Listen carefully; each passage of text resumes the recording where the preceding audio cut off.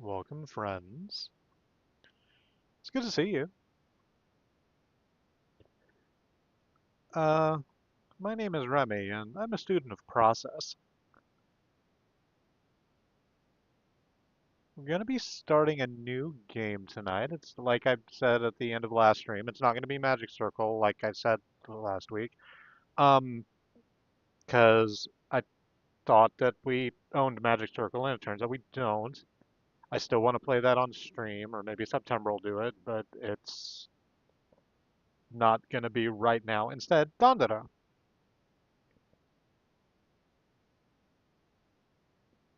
A game by a company called Tall Hat House, I think, out of Brazil.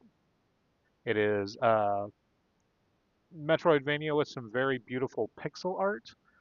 This is something that September and I were talking about before the stream. It's not difficult to impress me in terms of pixel art, uh, because in the tradition of artists being impressed by things that they have difficulty with themselves, um, uh, if you've seen my artistic process, I work in really broad strokes and sort of impressionistic shit. And the thought of individually placing down pixels very precisely to create a character makes me feel nauseous. That gives me a pre-migraine instantly. But Dandara is very, very pretty, and I'm very excited to show it off. Let me hit the buttons.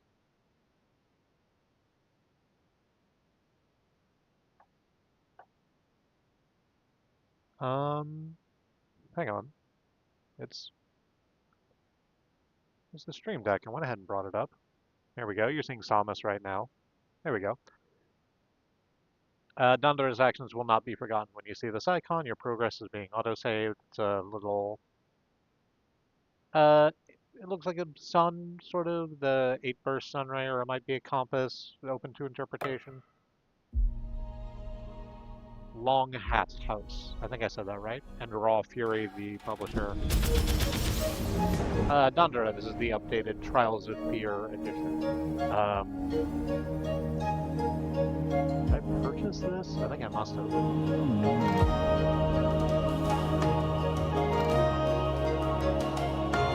I'm not going to continue talking about it, but here's the things which strike me about Dandara instantly.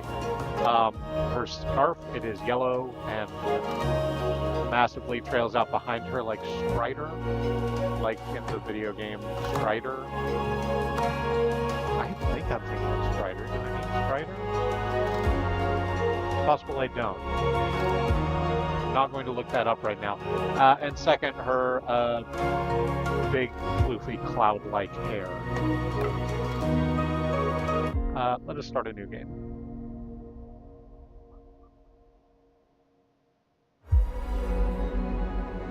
The salt was once in a beautiful piece. Creation and intention merged together into learning and growth. But, like cancer, a golden idea grew. We are seeing a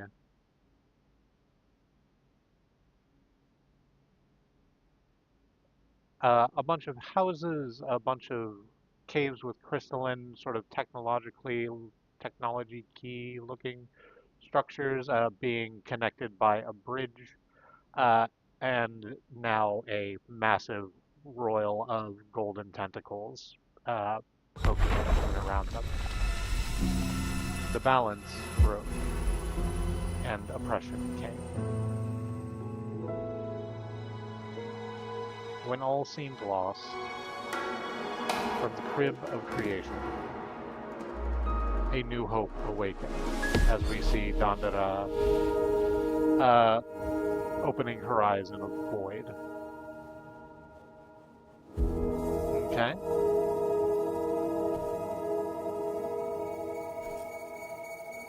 So there's Dandara with her scarf and poofy pants. We can use our joystick, left joystick, to point at a thing And the text on screen is telling us we can hold L and press A to leap to this one platform, which is over here. This is our main method of locomotion throughout the game, is leaping from platform to platform. What it means is that we are not capable of moving straight forward. Because, well, straightforward, yes, but you can't just walk along a surface. We have to leap. And that means that sometimes we have our ups and downs. There is a bullseye here I cannot get onto. We are being told that holding the left joystick in and pressing X will shoot. We have to hold X to charge a shot. She's sort of holding one hand out in front of her with the other grabbing onto the sort of elbow area in the manner of Mega Man. And we fire up with that bullseye, and that opens the door in front of us. We can land on a small patch of dirt on a sideways wall here. We're being told to press A to get us through that. Wonderful. The Crib of Creation.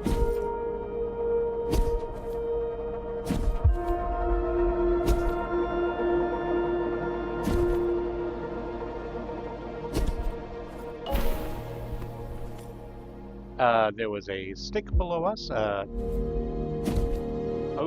had, it's a good thing I didn't miss those before I moved on. So we were in a little area with a bunch of sticky places all over the wall to give us some, good tutorializing, giving us a little area to play around in. And learn how we move in a little bit more of a, not 3D sense. I haven't really talked about, it's a 2D plane.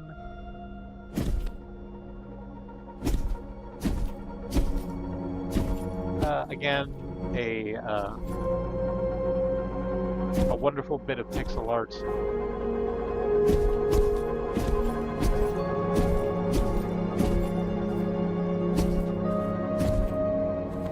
And our first bigger piece of art is in the background here, the static background behind the plane that we're moving on, with a bunch of faces, or their heads, their entire heads, and some necks. There's the suggestion of shoulders as the figures move down into the darkness. There's about 6 of them in a row. They're all looking upwards and screaming, or have their mouths open as though they are screaming. No sound is coming out. Up and over here, we have a switch. We land next to the switch, and we can press A to the switch. And this creates a little series of platforms we can use to get over to the right, where there is another door. Or there's another switch on the ground. Our attention is being drawn to a yet third door. There's one over to the far left of where we are. Or, I'm sorry, there's one over to the far right of where we are. There's one over to the, just underneath that on the floor of the wall that the first door is on. I hope I'm explaining this well. I don't feel like it. And a switch. And another door on the left. We will be going to the left.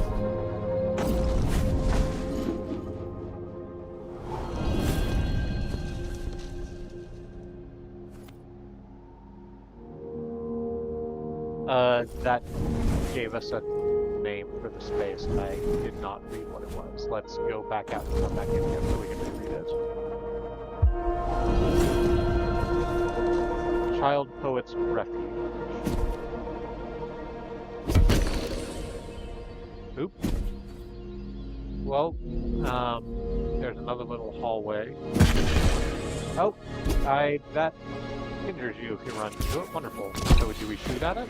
We do, and it explodes. It is an orb stuck to the floor. It's gone now, but there's another one stuck to the ceiling over here with a pulsing light in it.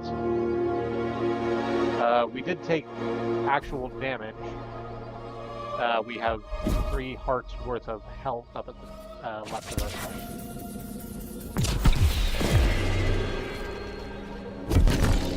But that's okay, because we can use our shoot function to shoot the things. It's just putting a couple of more in front of us. We are shooting them and they are going away.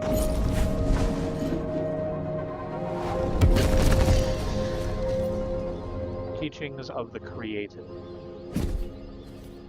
So, notably, what the game has been showing us as the orbs, they look like they're surrounded by bricks. They look like brick ovens, sort of, with the, as I said, pulsing, glowing light in the middle of them. But there's been more and more attached to each other, and what we have been learning about that is that if you shoot the one that has the glowing orb in it, all of the other ones that are connected to it that do not have glowing orbs also get chain reaction exploded away.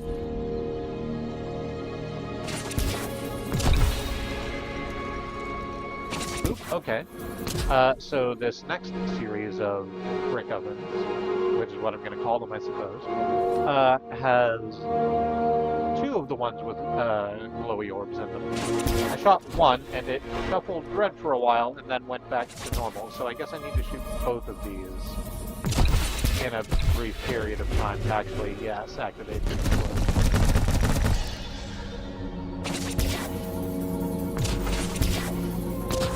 Oh, okay. I have a maximum distance for the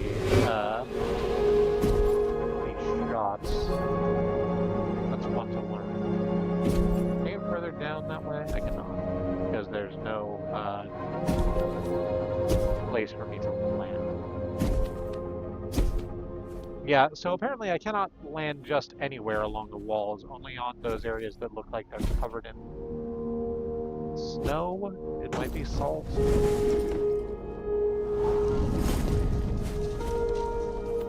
Trials of the Connected. Nope. Well. Blow those up.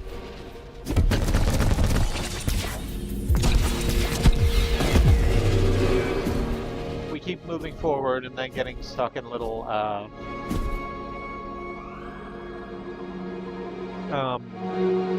trap zones full of those brick ovens. Oh, that's fun. Didn't describe it. The one that just popped up had the glowing orbs moving from brick oven to brick oven, as opposed to just staying static in one. Okay, so that means we need to predict where it's going to be and make sure we can turn one.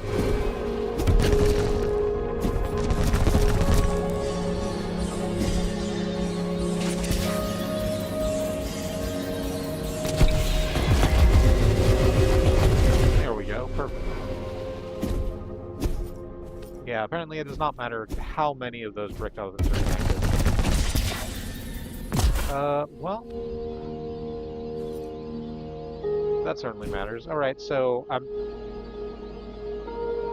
stuck on the other side of one of those snakes full of brick ovens, but yeah, that's fine because I'm stuck on the side that actually has the door on it, so I don't have to destroy that one, I just need to go through the door.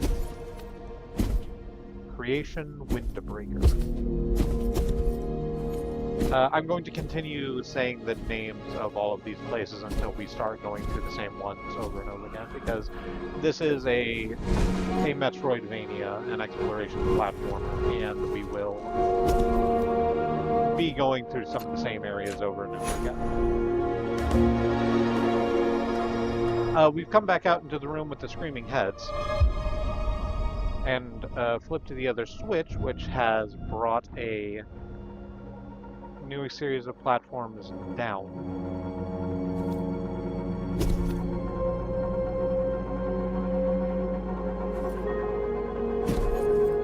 And the game is inviting me to go back through the door I just came in by, which makes sense because I cannot actually get back around to where I started from in here because my leap distance is not far enough. Ooh, okay, so when we went through this area a moment ago, it was just a bunch of platforms. Now those bunches of platforms have spikes coming out of them in sequence. We are meant to avoid them, and so we shall. They're moving quite slow, so it's not difficult to avoid them. We just need to be cautious of what's happening. There we go.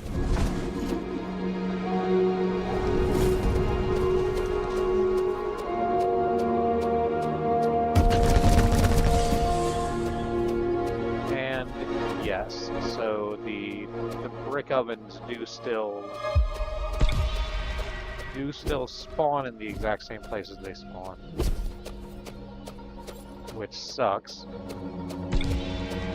Or I don't know, maybe this one won't because I've beat this one already. Yeah, that might be the case. Oop. Yeah, okay, that one was still there because I had not actually destroyed it when I was going through this the first time. Let's go ahead and do that. There's a bunch of it.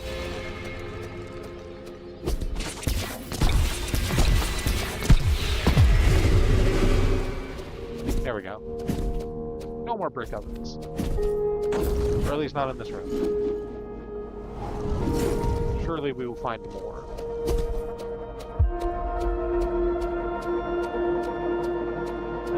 As we go back to this area. Ow, okay, well. Oh, okay.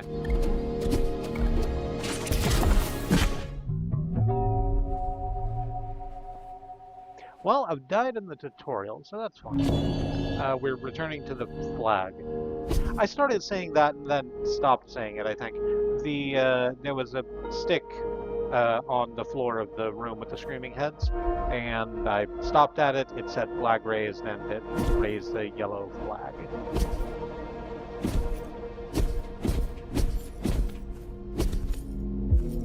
As we are back now in the room with the screaming heads and on the correct side of the room of the screaming heads to be able to actually get onto the platforms we raised and lowered, let's do that. Actually, hang on. Let's not do that quite yet because there's places we can go. No.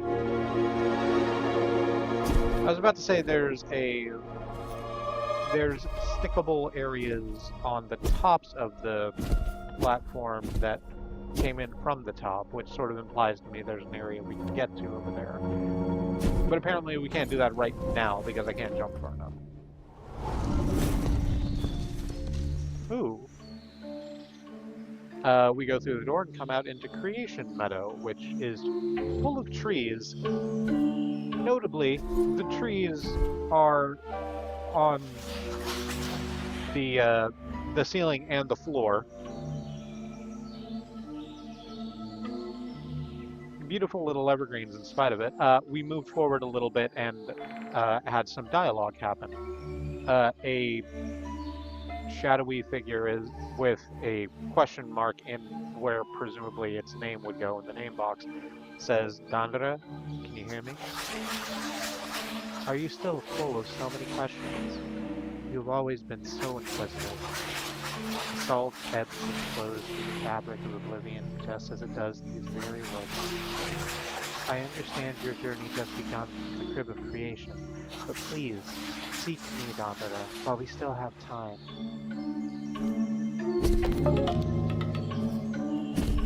Camp discovered.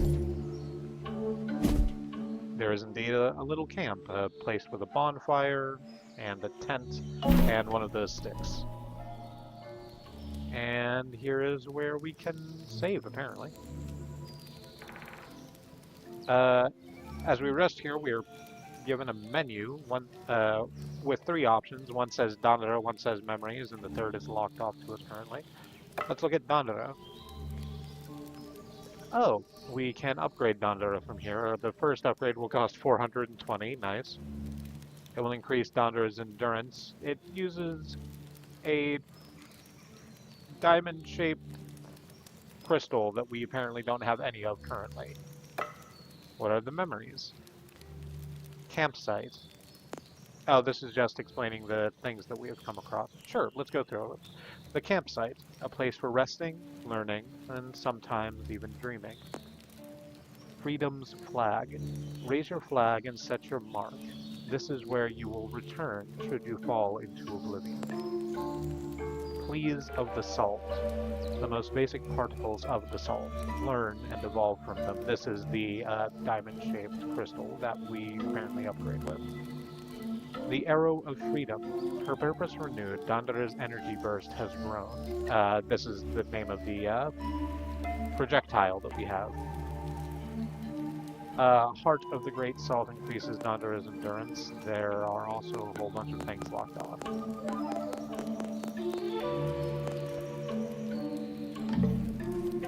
So let's continue on. There is a sign. Apparently upwards is the village of artists, and to the right, says another sign, is the primal woods. Let's go to the village first. Oop. Okay, so I went up a little ways, and the perspective shifted so that I was no longer climbing up a vertical shaft, but am now moving horizontally along a horizontal shaft. Oh, hey, enemies. This is the side gate. There's a couple of folks here. They are...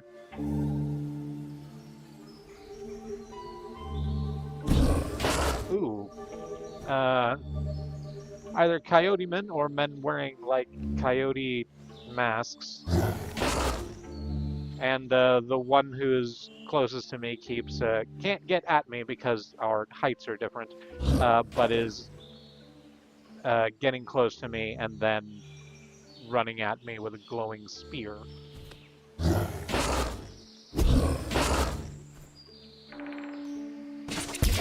Can I use my arrows of freedom on you? I can. And this has given us some of our salt up there. Of which we now have 16.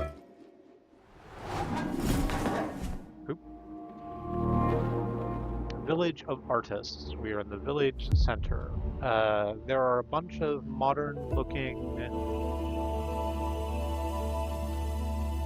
road accoutrement, I guess is the best way to phrase that. Fences and barricades, street signs, just sort of set down every which way, because gravity isn't. There's an octagonal pare sign. I believe that's how that's pronounced. There's a little spiky rolly thing. I think it's very cute. We can't shoot it. We just have to avoid it because spikes. Let's take out that Jackalman.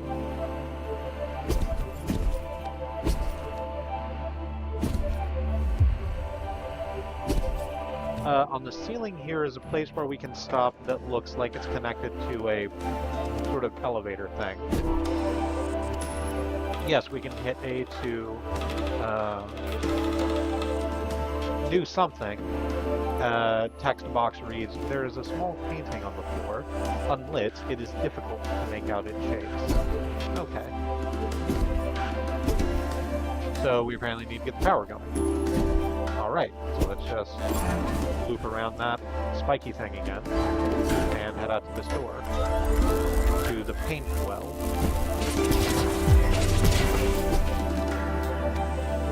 And I feel I do paint well. Took out another jackal. Can I just stand there?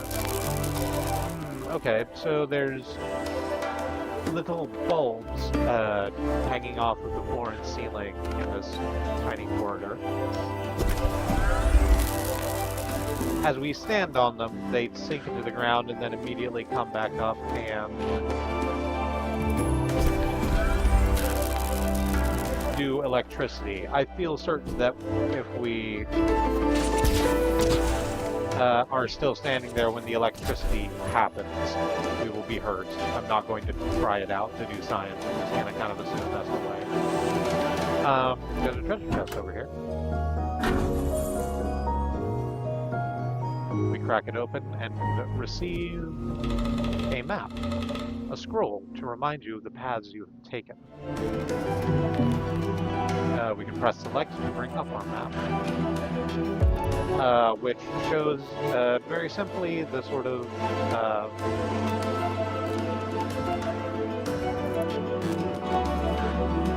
which shows in a very simple fashion the blocks that the rooms that we have gone into in very blocky shapes with yellow lines showing connections between doors. It is very Metroid. It's a great way to show that. I'm not going to be mad about it.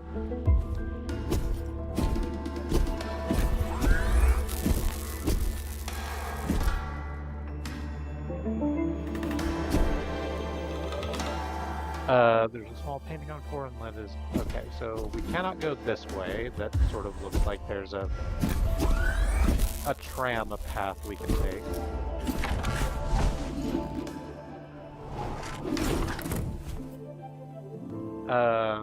We are now in an abandoned house, which looks mostly like a house.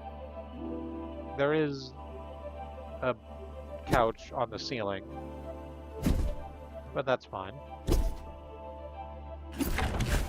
Sort of walk through it and go out what is presumably the back door into Community Street.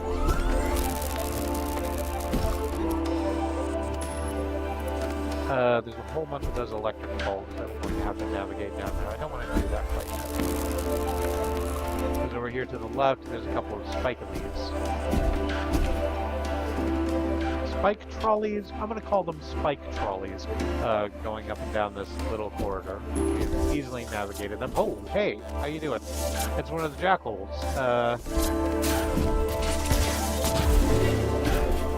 That one stayed in place and shot things at us.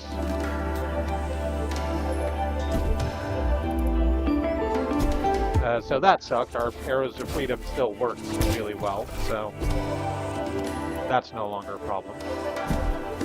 And it's let us get down to around here. Another corridor full of bulbs, but a treasure chest at the end of it, where we receive an essence of salt. Use it close to your heart to regain your strength.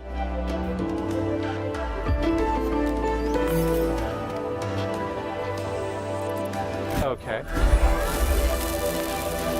Well, now that we have something that allows us to... Well, no. I was about to say let's try and see if the bulbs will hurt us if we stand on them, but I think that's so obviously the case that I don't want to fuck around with it, but I think this will let us heal.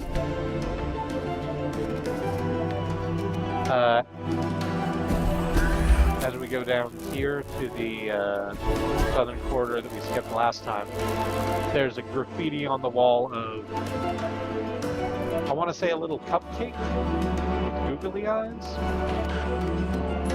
They're adorable.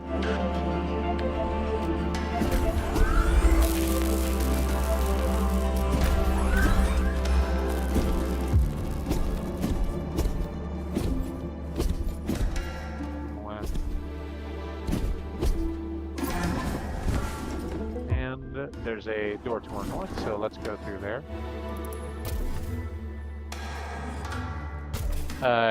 In a room called the Rich and the Poor.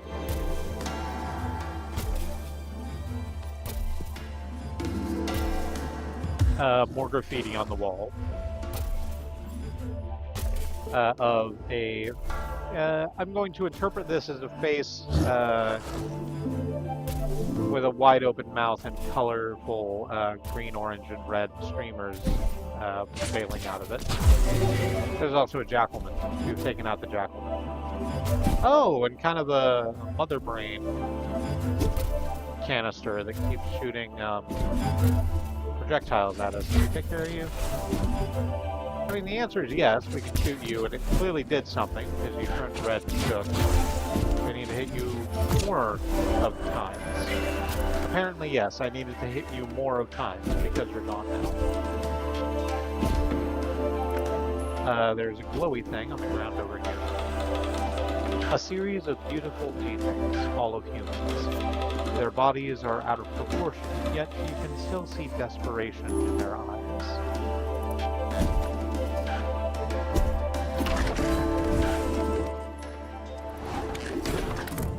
We go up into another house. The game tells us that this is Tarsilia's house. Oh, hey! Look at you.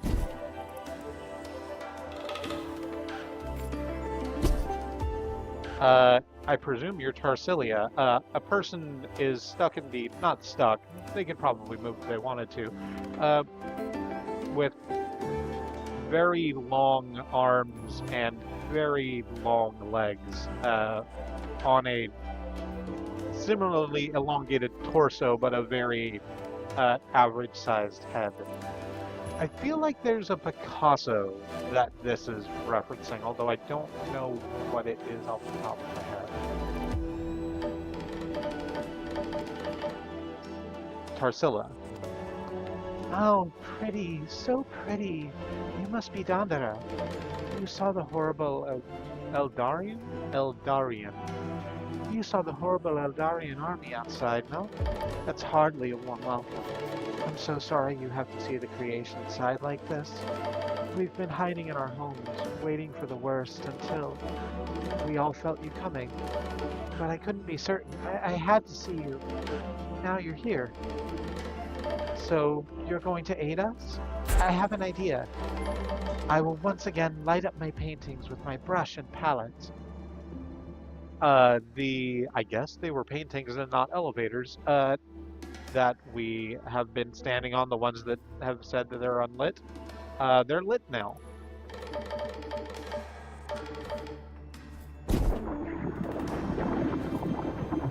Okay.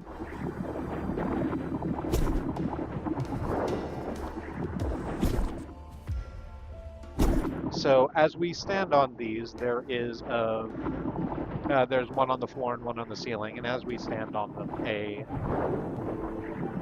another, I guess it is a series of paintings, now that I'm looking at it, in a sort of like, what's 5? Is that a quintic frame? Is sort of sliding up and down like a movable wall. And the movable paintings having been moved, we can now get into an upper door that was blocked to us before. Let's check it out.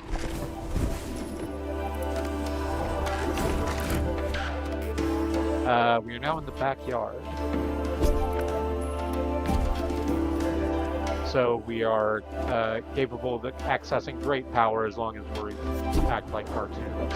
This is a Guilty Gear reference.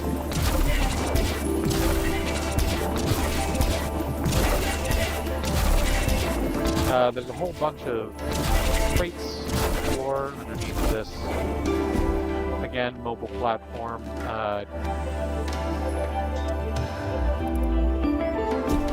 Controlled by one of the lit paintings.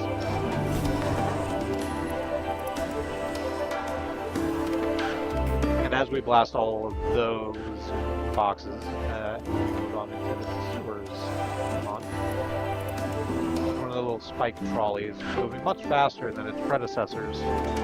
They're learning. Just need to get up and around. We can't go further to the right from here anyway, can we? Because it's not stopping. No, so we're just gonna go upwards into the big walk. We are on a little platform, and above us are 3 of the... I'm gonna keep calling them the jackals. 3 of the jackals moving in lockstep. Back and forth in a little gully above us.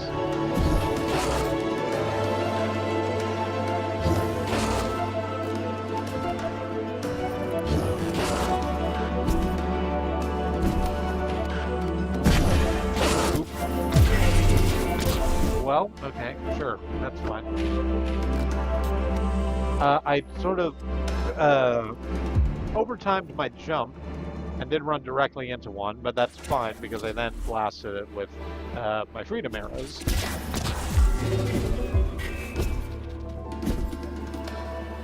Fantastic work, me. There's another one. Get rid of you. We could go back actually, because there's a door down into our right that I didn't go into. I kind of want to do, because going the other way feels like moving forward. And while I do wish to move forward, I also want to check out things. I sort of played chicken with that one.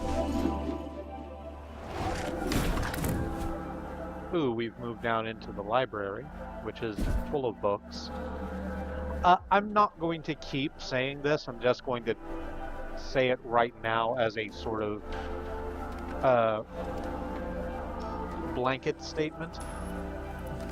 Almost every environment we've been in, and to my recollection, a lot of the environments that we go through are spatially interesting, in that, like, there's a lot of things that would normally be on a floor that are on a ceiling or a wall, because I think that a lot of things in this society are just sort of built so that a person can teleport from wall to wall.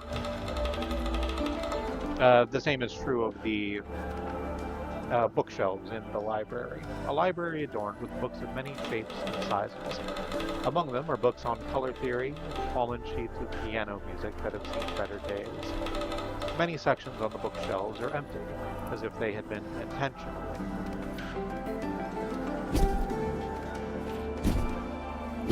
There is also a glowy thing. A glowy form in the shape of a person. We picked it up and it said Rose Sadness.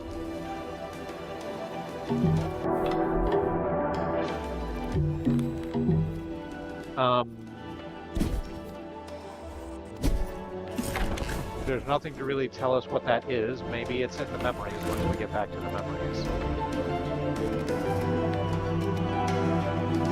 And we're back in the main area? Yeah, the paint one. Oh, and that's the room that we started in, and now we can use the lit paintings to get back. But I said I wanted to explore things, so let's go back to the big walk. Apparently the jackals remain gone once you kill them, so that's good.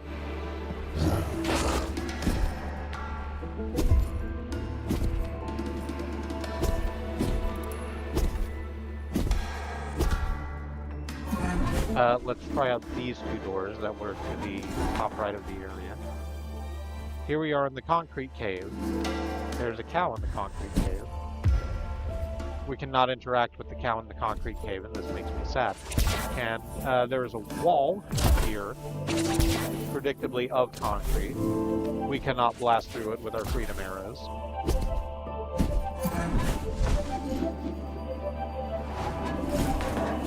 So let's go back this other way. To the village center. Well, there is clearly a chest over there, but we can't reach it immediately. So presumably we are being tasked with going around this area. Oh, hey! A camp discovered. We have raised our flag. Let's go back into the memories and see if we can't find... Oop, yeah, nope, that's a map.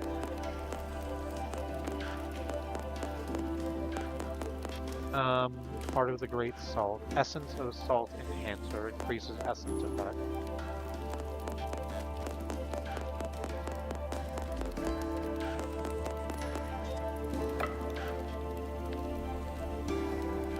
Ah, okay, we have more things we can spend our upgrade points on now.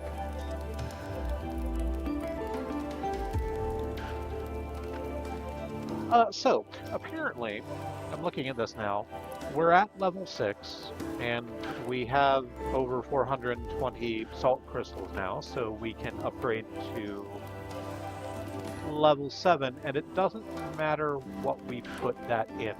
We can either increase our endurance by getting more hearts, or increase the effect of our healing blast, which is called the essence. We're trying to remember to call it that. But doing either of those will cost 420 nice salt crystals straight up. Let's just get more heart. There we go. We now have 4 instead of 3 hearts.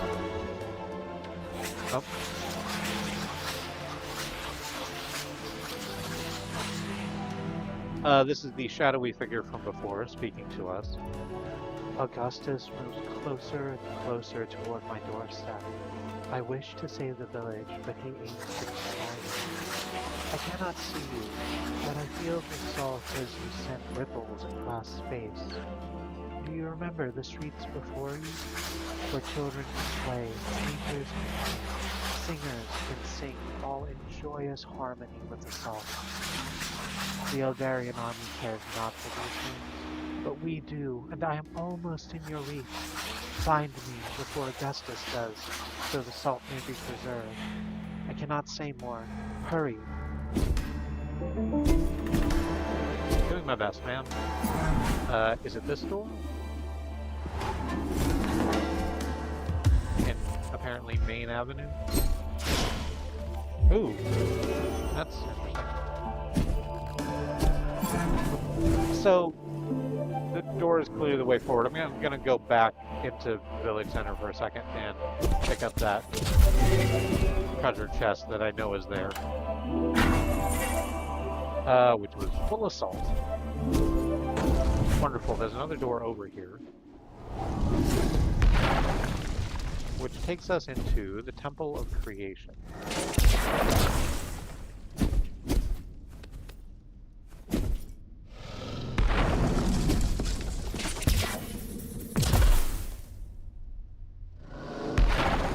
There are 2 little altar, they look like altars, on the floor that we don't appear to be able to interact with.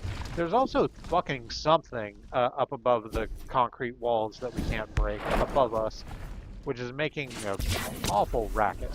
But there's not a lot we can do about that right now, because we can't get over there. So, let's go back the other way first.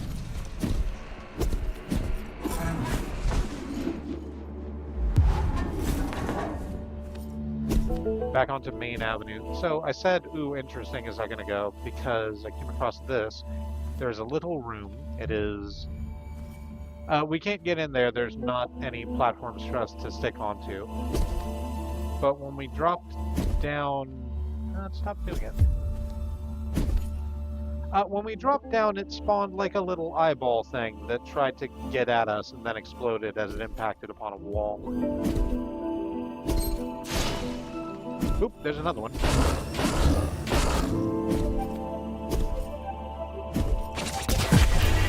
Alright, so yes, it does hurt us if it touches us. It just kept, like, following us as I leapt from space to space. So that's a shame.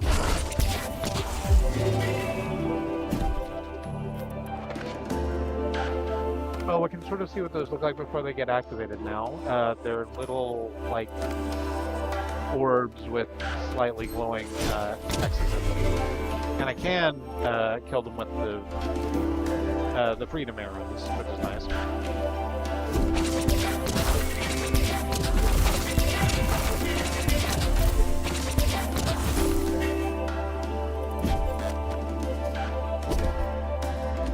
I just need to be quicker and presumably take them out before they fucking...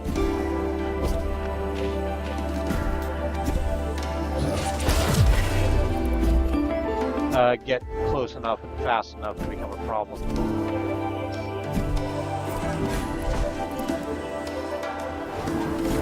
Through a little corridor, around another jackal, and down here to Central Market.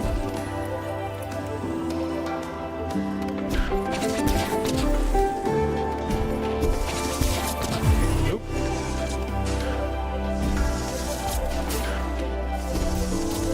Which has a central series of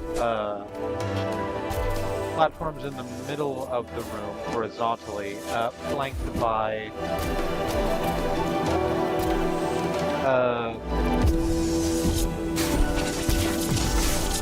like street market stalls on the floor and ceiling. It's very cute. I like it very much.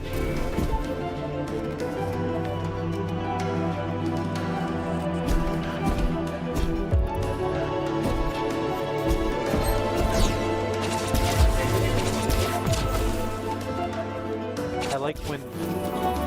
Okay. So I stood on one of those centralized platforms just a little bit too long, and it did rotate and take me to the other side.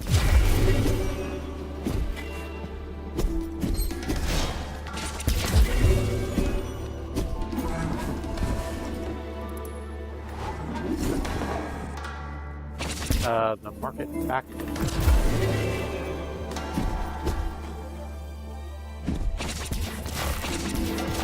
A little itty bitty. Not quite as itty bitty as the sewers were, but just a little corridor that leads out to hopefully somewhere. Out into First 9 Alley. Well, I'm interested in this. Oh, yeah. There was a telescope along one wall, which I went to and then could interact with, that has zoomed out the camera significantly. So it's letting me see how this room's supposed to be traversed. We're supposed to go, like, all the way around.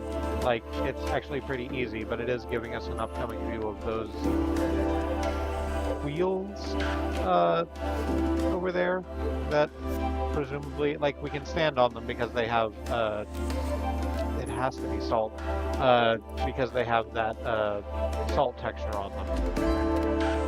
But presumably we're going to rotate while we're doing that on a constant basis, so that will be fun.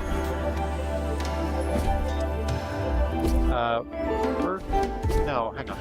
Let's go around, because there was some rooms back in the big market room, some doors back in the market room that I didn't go in.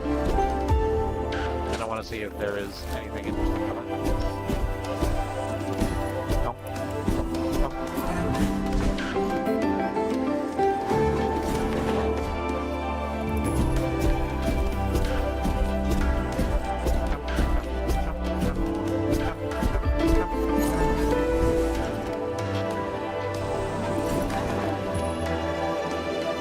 Out into Piano Alley.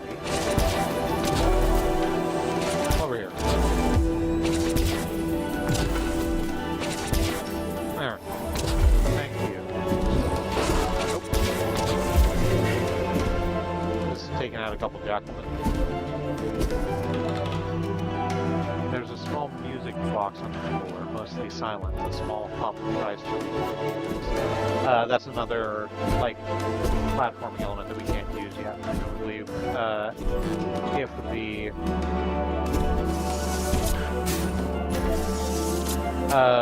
the painting platforms were activated by speaking to what was her name? Taria? Presumably we will have to meet a musician in order to activate those.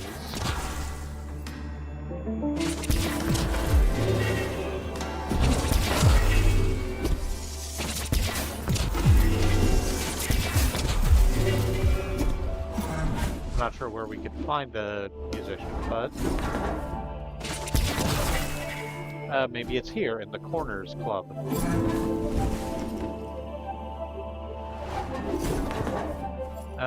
Nope. Came out of the Corners Club into beautiful Horizon Avenue. Just a long, straight road. Oh, hey! With a concrete wall that falls down, and then another concrete wall that opens behind us. And has spawned a little tank.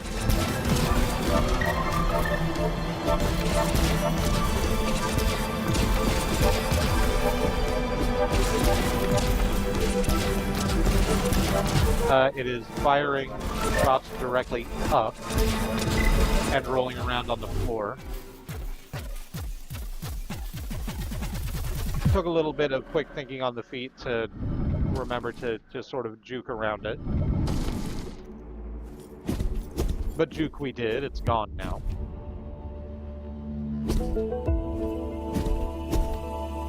Giving us access to a couple doors over here.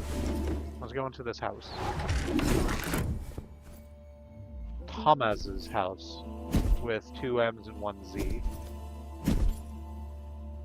Here's Thomas.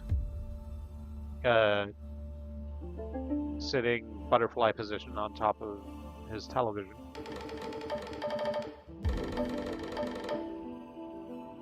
The salt has become deaf to my music. I feel like I'm fading out. What? Wait, you're Dandara, right? How did you get in here? Did you finish that noisy Eldarian army monster outside? Freedom. I like the way it sounds.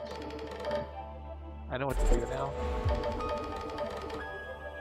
Thomas has woken and is now hovering in midair, surrounded by all of his musical gear, also floating and glowing. This song is from the old days of the salts.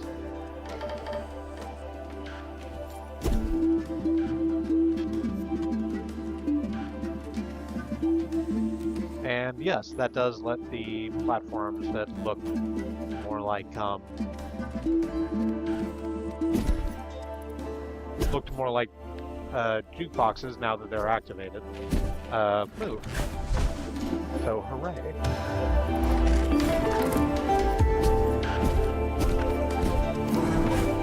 Let's check out these other doors. This way leads out to the main gates.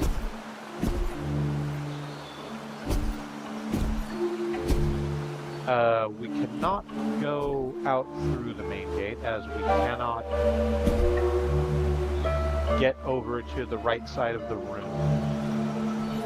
Presumably, we should be able to use, there's a few of the altars here, the ones that were in the temple also,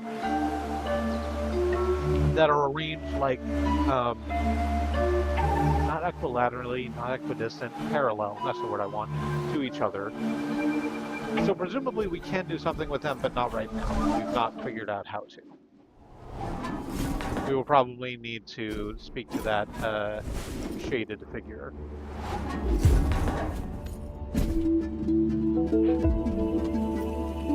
So let's go down Piano Alley. And back the way we came. It says that we didn't go through a door up to the north of us, which would be quick to go check, so let's go do that real quick.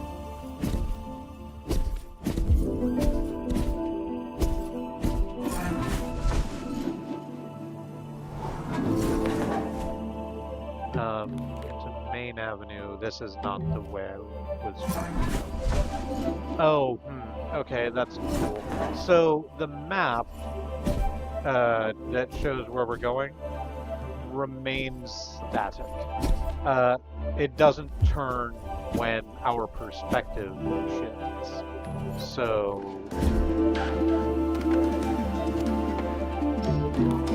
there's that. Oh, so that means that door that we didn't go into is a door that we can't go into, because that was the one in the room that's left. It was blocked off by the concrete box that I can't do anything about. Alright, so let's go back down. What is it? I've only been at this an hour, it feels longer.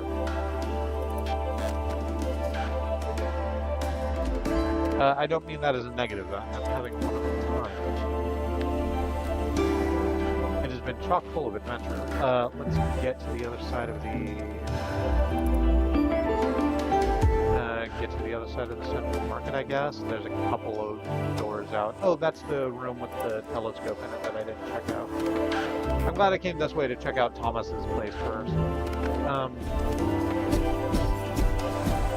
But let's go out this other way and see what's in the room with the wheels. We have to go through the market back door first. Oh, hang on, let's try out our healing. Okay, yes. So I hit B to use our healing thing because we were 2 hearts down. And it filled up 1 heart.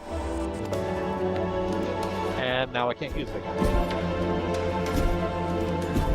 I am unsure what the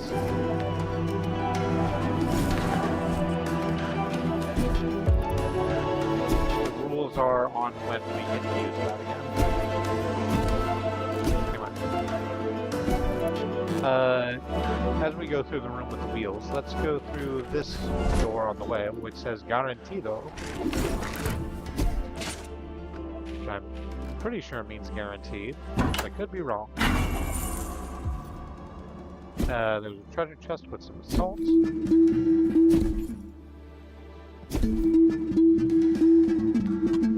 And a couple of Thomas's jukebox platforms.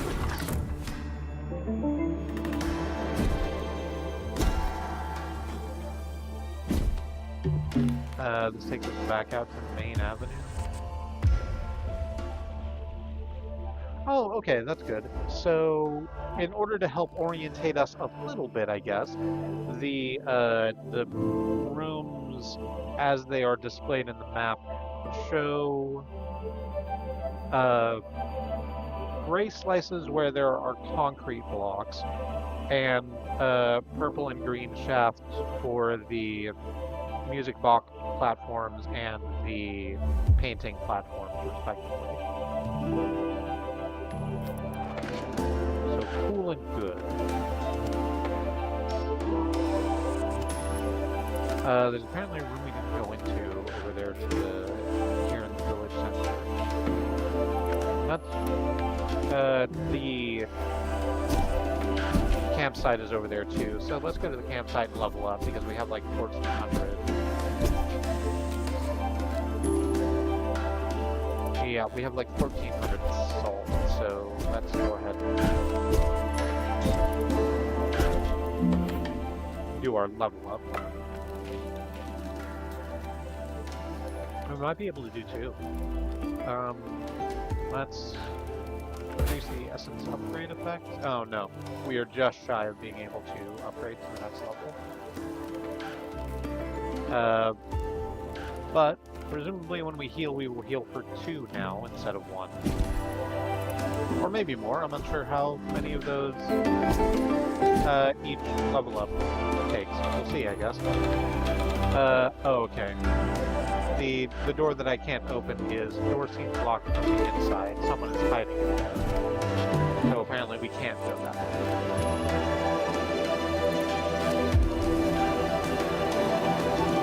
So let's go, as it is listed on the map, up and to the left, because there's one of Thomas's platforms that was blocking off the road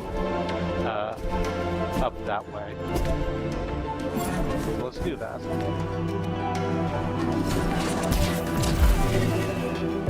Oh, okay, well.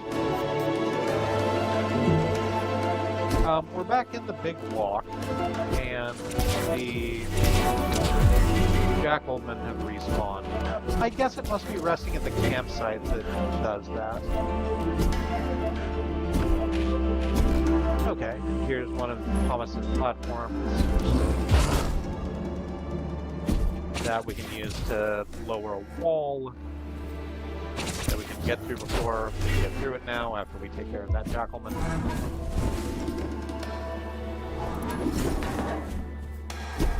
out into the theater arena. There's a flag we can raise, which makes me nervous that there might be some kind of baddie here. And, well, there's you. It's a new type of jackalman. This one is blue. I haven't really described them except for the jackal heads. They're wearing, like, I guess they're tunics that are open, like, basically down to the navel. You can't really see anything. It's not that detailed, but this one's tunic and, like, puffy sort of hammer pants. This one is blue. Or the tunic is blue, and they have a sort of blue mohawk. And what that difference is telling you is that this is the one that shoots projectiles that slide along the ground and go around corners.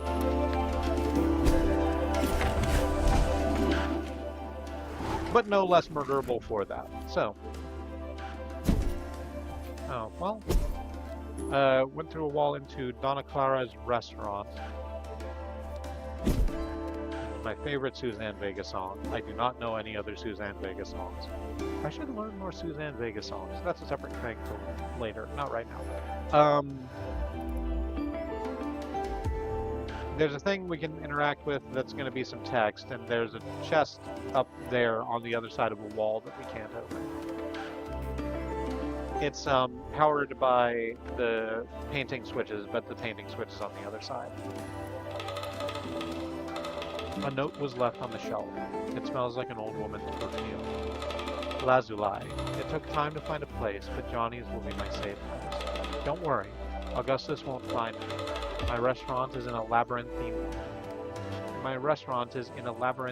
puzzle for any uninvited guests.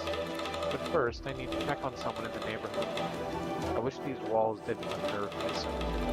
My imagination runs wild sometimes. I can't wait to return to my recipes once this is all over.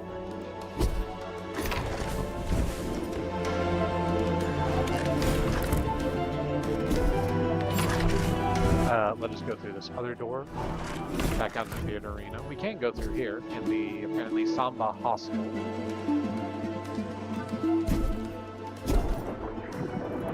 Okay. Oh, cool. Hey, eyes. Didn't expect you.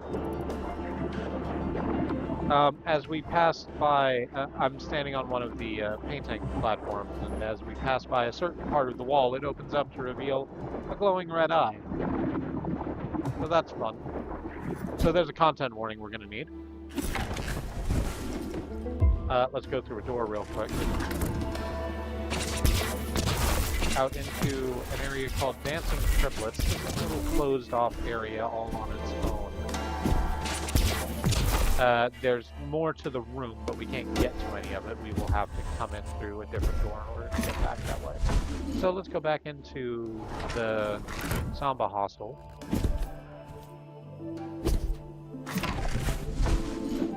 And just climb our way up this shaft. Here's another series of doors.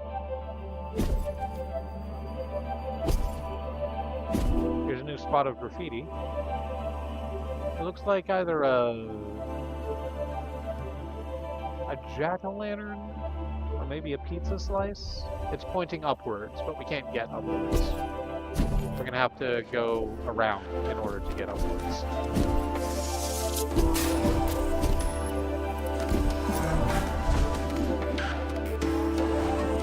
Let's go out here to the left first, into Writer's Row.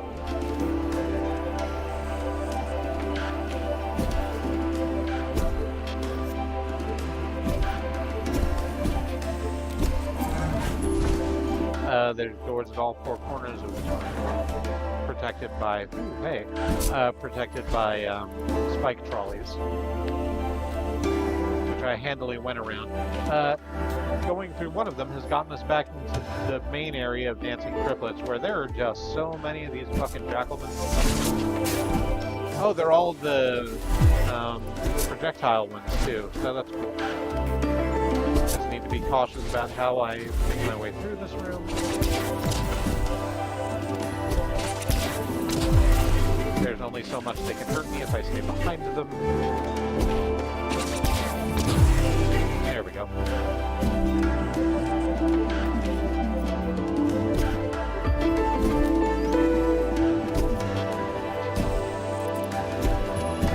Let's go up this way first, because the sign is telling us to go the other way. Oh, this goes back into the room that we just started. Okay, we can't get... The reason that we had to go around that way is because getting... If we go in through that door, then the walls block us. We have to step on one of these box platforms in order to make that go.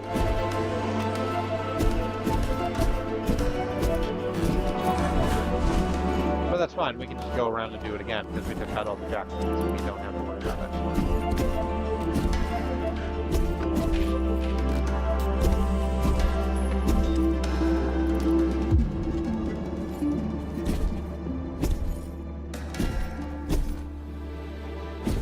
So let's go up the way the sign wants us to go. Okay, and this takes us to the painting platform, which lets us go up where the pizza graffiti is going us.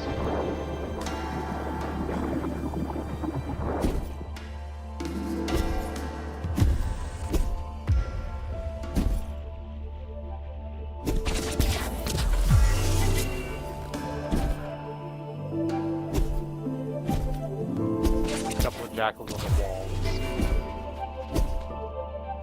Take care of them handily and move on.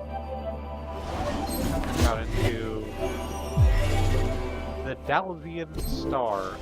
4 of those orbs spawned while I was on the other side of this wall and just blasted themselves. So that's fun. I don't even have to worry about that one.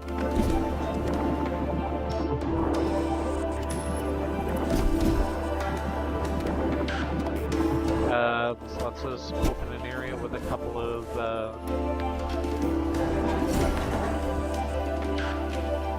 painting platforms blocking the way.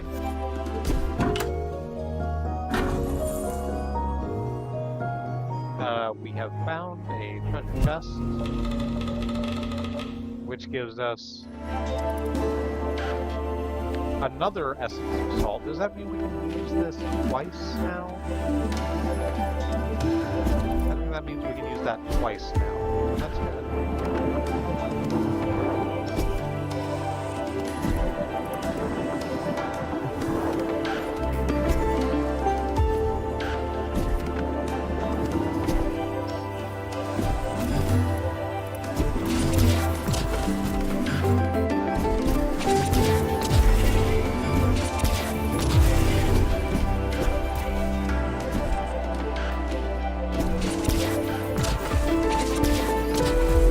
That has allowed us to get over to the left side of the room, where there were a couple of jackals and another one of these fucking mother brain tanks.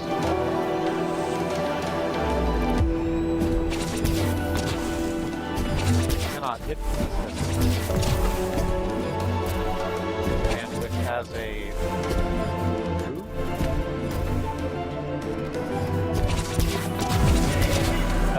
spike trolley blocking one of the areas I would have to stand in order to attack it.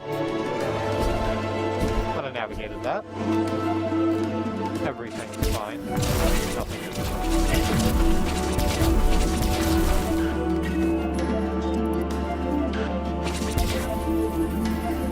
that's allowed me to get on a platform that takes us all the way to the right through this door, whatever the hell's over in this door. To apparently the illusionary way.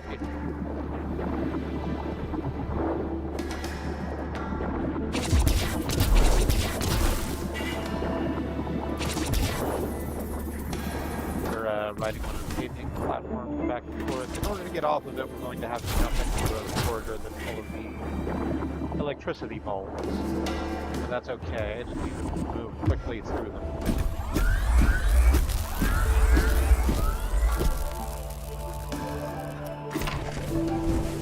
That little wind up sound is very good. Oh, and this is taking us back to Donna Clara's restaurant, where we can get back to that treasure chest, and then float our way back. through the door we couldn't get to. We left a whole bunch of area on the table going through there. Do we want to go back through all of it? Or do we want to just go through... all of the jackals are going to be gone. Yeah, I guess let's go back up this way. Through the Samba Hostel, where the sudden unnerving eye is.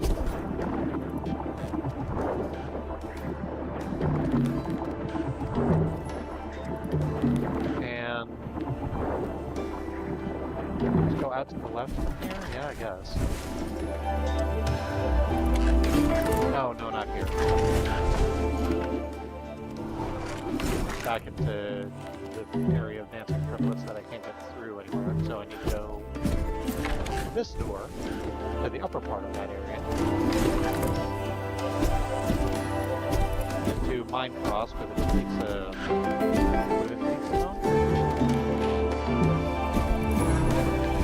and through a couple of the doors I can go through.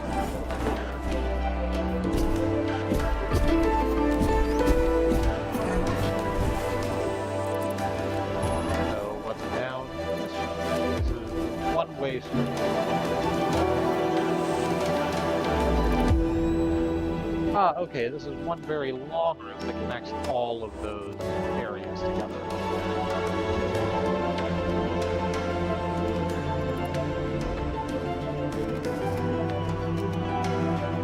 Like all the 4 or 5 rooms that I didn't go into, the doors rather, they all connect to this one large area. So presumably, since it's a one-way street, if I get onto this platform, it will take me down. Nope, it's taking me up actually. Not what I thought was going to happen.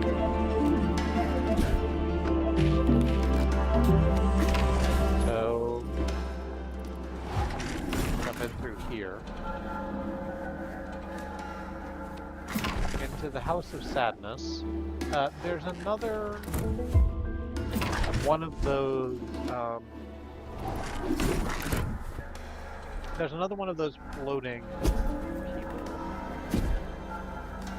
There's another one of those figures, mostly a humanoid shape, but it's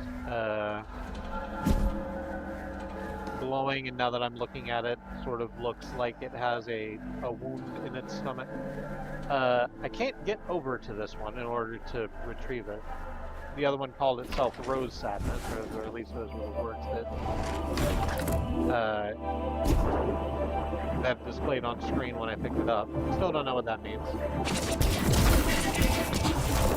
I mean, I know what those words mean individually. One's a flower, one's an emotion. I'm not going to tell you which.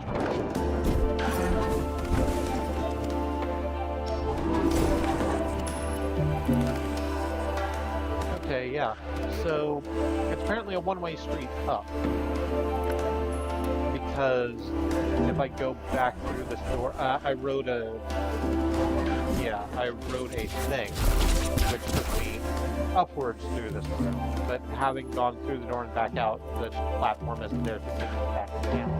Hence, it's a one-way street, I guess. I'm walking my way back. But first, I might as well go see what's in this room that I did not investigate. Can't really do that because of the way that the platform is. Okay, cool.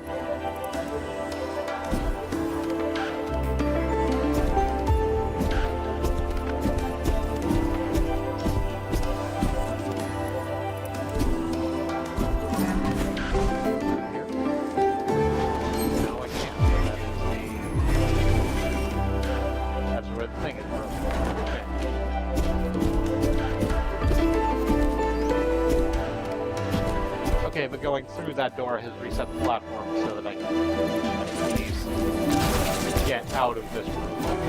So let's do that. And then I'll just have to go around again in order to get back to the door that I haven't yet gone. Back to the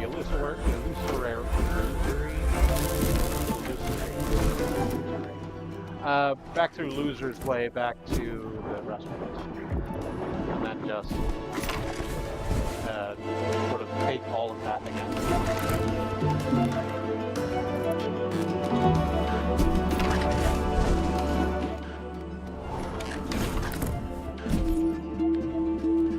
Cautious with what I'm doing this time. What am I meant to go through? I need to go through this upper door first. I think.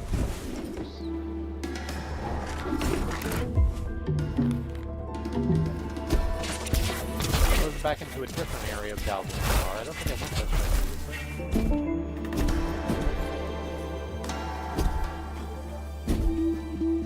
previously. Yeah. Oh, this is going to take us out to the place where the rocket thing is. The rocket thing. Yeah. That's fine. The platforms didn't actually hurt. The platform actually went too far, or rather too fast, for the thing to be able to injure me. This takes us back to House of Sadness, where we still can't go over there to the glowing figure, but we can move the wall that blocked the way.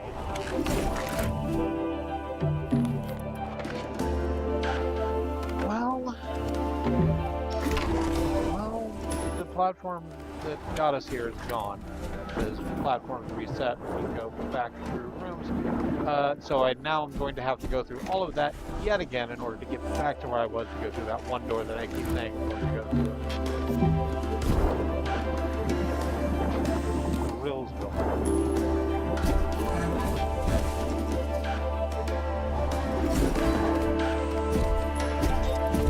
Okay, because Dandara actually moves quite fast when you don't have to worry about enemies in the way.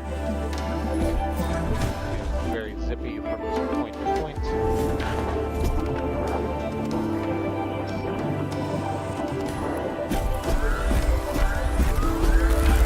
Only through the illusions, at the restaurant.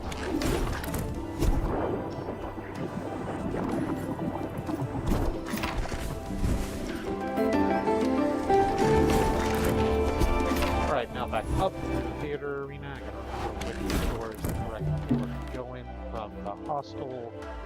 Guess it's the third one. Yes, third one.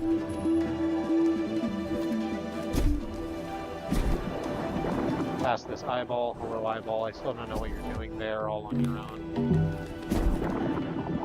Kind of freaking me out. But that's okay. You do you.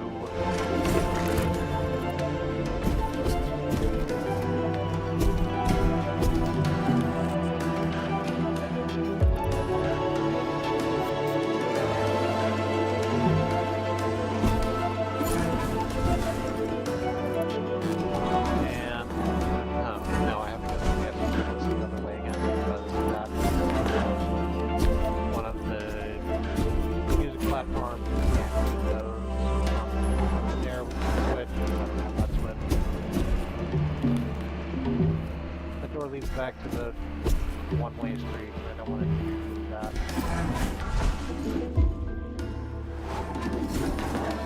Okay. This is the way we should be going in order to get to the thing I'm trying to get to. Back through dancing triplets. Loop around all that area, stand on this. Which door do I need to go in? I need to go into the right side door specifically.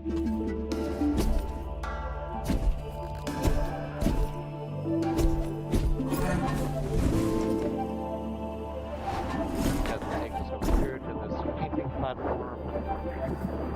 I can use to get up, over, through this whole area, this away,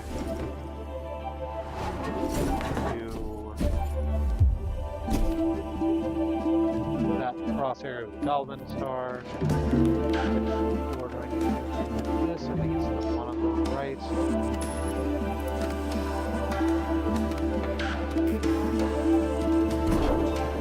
Yes, and you can tell actually because one of them has a sign that says stop, and the other one has a sign pointing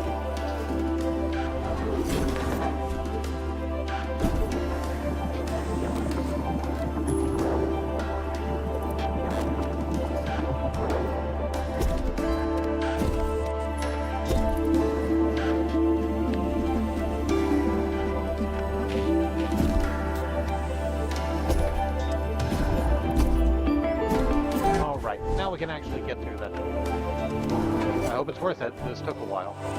Into the Corral? Corral. There's two R's. Corral Mountain.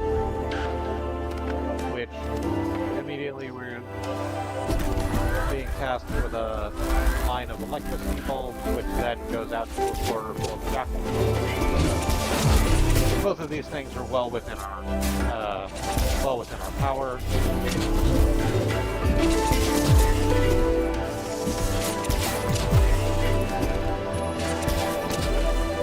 Take care of all of those, and then out this way into shorter corridor with one of the mother brain. One of the mother brain canisters.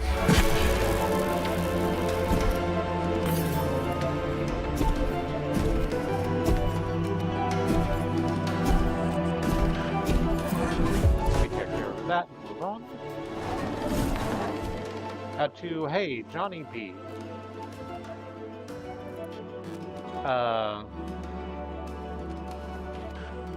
Someone in a gray shirt with an equally gray buzz cut, standing next to a glowing jade obelisk and a treasure chest.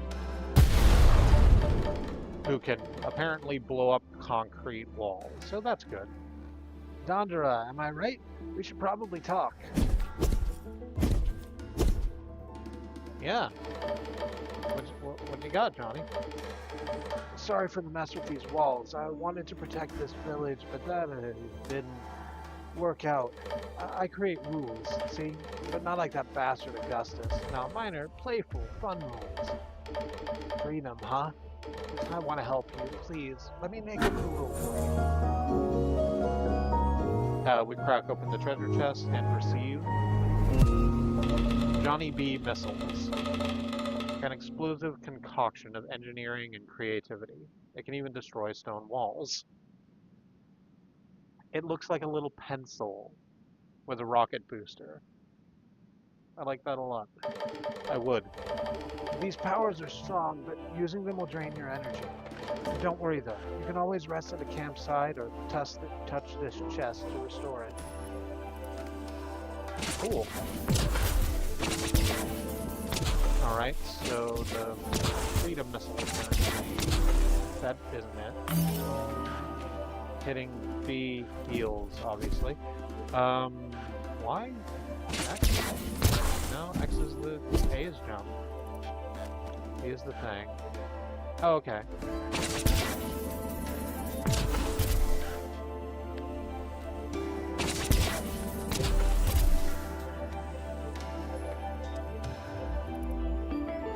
So hitting left bumper brings up a thing that says Johnny B missiles. I suppose that means that it's... Yeah, hitting right bumper also does that. So I guess if we have other sub-weapons, that'll switch us through them. What fires them? Because it's not the triggers. Hang on. There's a cheat mode. This breaks the game's intended experience. Please use with care, unlimited energy, and revival team. And an extra flag option adds more flags around the salt for a lighter journey. That's nice. I'm not going to do that.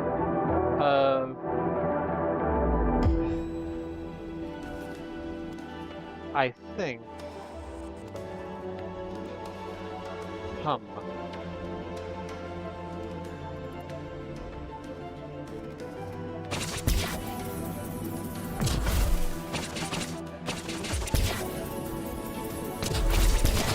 I hold X in connection with something else. Oh, ooh, nope, that did it. All right, figured it out. I think the way that, because I'm playing this on the big screen, because I could, I haven't played the last couple of games on the big screen, because I need the mouse and keyboard for it, and that'd be too awkward, but I'm playing this with the gamepad. And I think the way that my resolution is set up is cutting off some bits.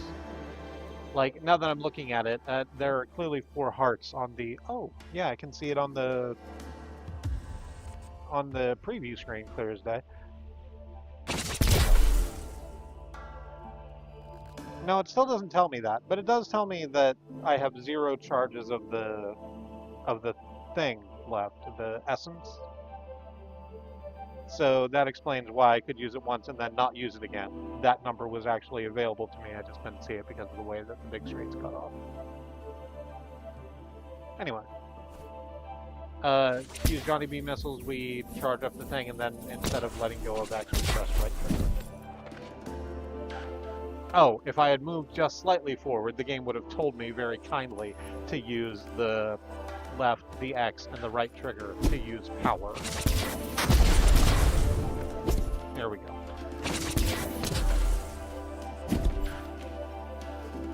Reading the tutorial explains the tutorial.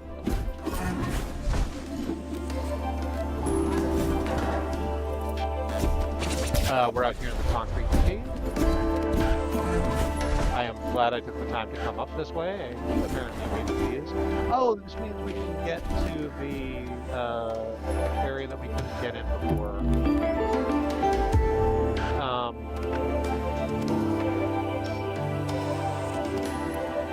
Yeah, the fucking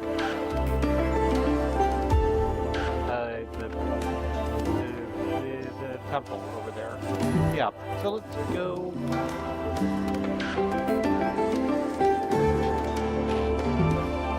Let's go over to the temple. I think it's this way. Again, having the... Oh, yes, it is this way, and you can tell because the camera control has been taken away from me and zoomed in on that network.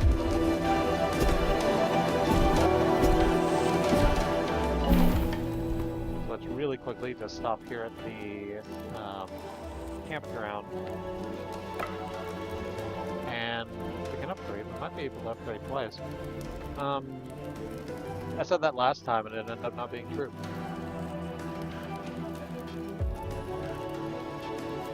We've got a new thing that we can upgrade. We can upgrade the amount of energy we have. I didn't mention it. Every time we take a shot, there's a yellow bar next to the Johnny B missiles. And every time we shoot one of them, that little yellow bar goes down. This will let us raise that bar, presumably. There's also endurance and essence effect that takes more energy. Anything interesting in the memories? There's Johnny B missiles. The Scarf of Freedom increases Dandara's energy.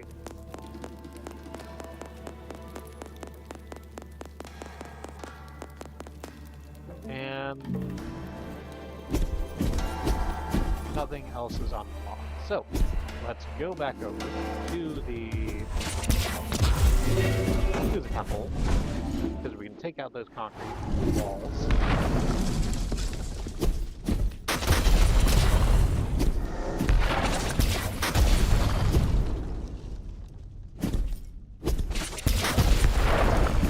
Making us do a couple of those. Make sure that we can, to make sure we have shown how to do those. Okay. So there's a block in front of us. It's a square. It's slowly rotating, and it's got grippable walls on every side. So presumably we're going to stand that and rotate into this room, which is pitch fucking dark. So I can't wait to see what the fuck this looks like. Notably, I've played this game before.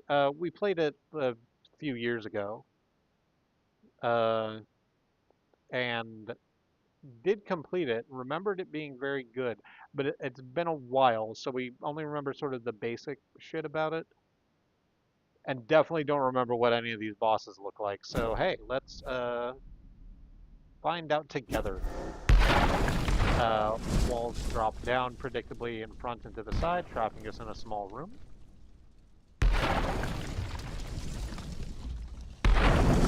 There are heavy thumps. And the glowing eyes and a dog-like nose in the darkness. Ah, Dandara, you're here. What is your side in this? What do you want? Freedom? Nonsense. Can't you see? Because of the useless creation, the salt here is poisoned. Weak. For the sake of the salt, this village shall be sent to oblivion. It shall be purged. I see words won't convince me. After so long, a newborn comes from the crib of creation, just to be smashed. Goodbye, Dandara.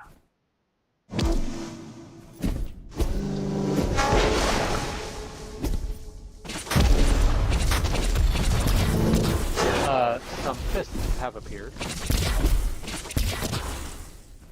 They are smashing the ground. Ah, it's Augustus, the immutable folk. I said the nose was dog-like, and I don't, I'm not backing off of that. But the face, now that we can see the whole of the face, is human. And specifically looks a lot like M. Bison. You know, the health bar? Or shooting fucking bullshit out of your eyes.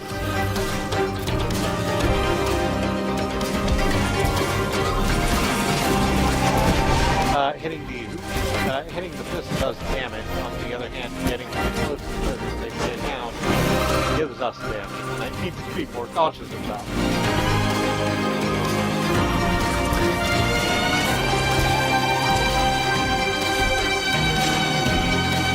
So, Augustus is starting off in the background, firing out some jackal.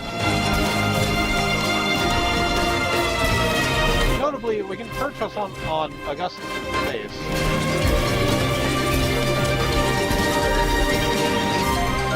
Do the missiles do more damage than the just regular shot? Difficult to tell. Oh, whoops.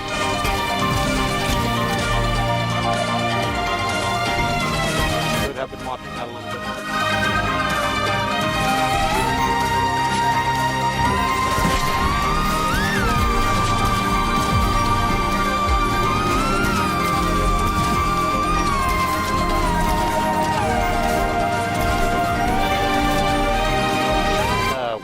Out of control. That's fine. Given the value of mine. Oh, we've hit half health, and Augustus didn't like that very much. Oh, cool. Completely changed perspectives. We're now sort of side-scrolling towards Augustus, hopping back and forth on platforms above and below us while he shoots his shitty little items.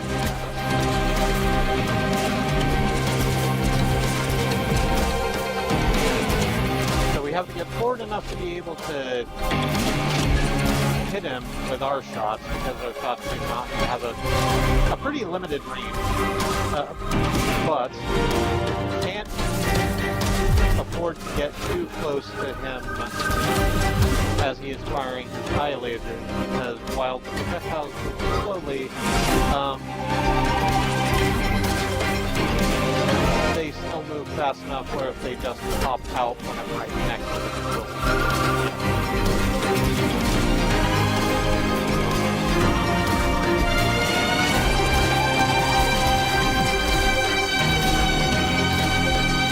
kind of have to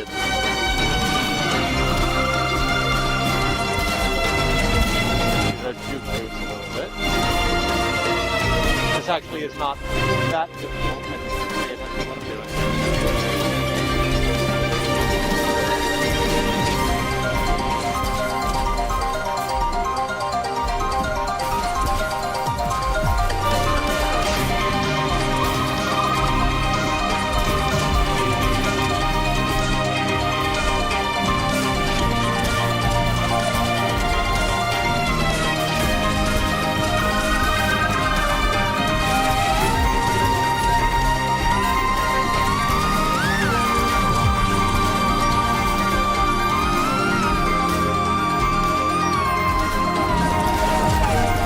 Every now and again, one of the series of platforms will drop and have a jackal on it. And that's just, motherfucker, I was so close. There was so little health left on that bar, and then I just jumped right into one of them. Damn. That's so doable. That's incredibly doable. much like myself. I didn't do the content warnings, did I? Where I said that I occasionally make weird sex jokes. Sorry about that. Hey, that's a thing about me. I didn't do content warnings for the game either.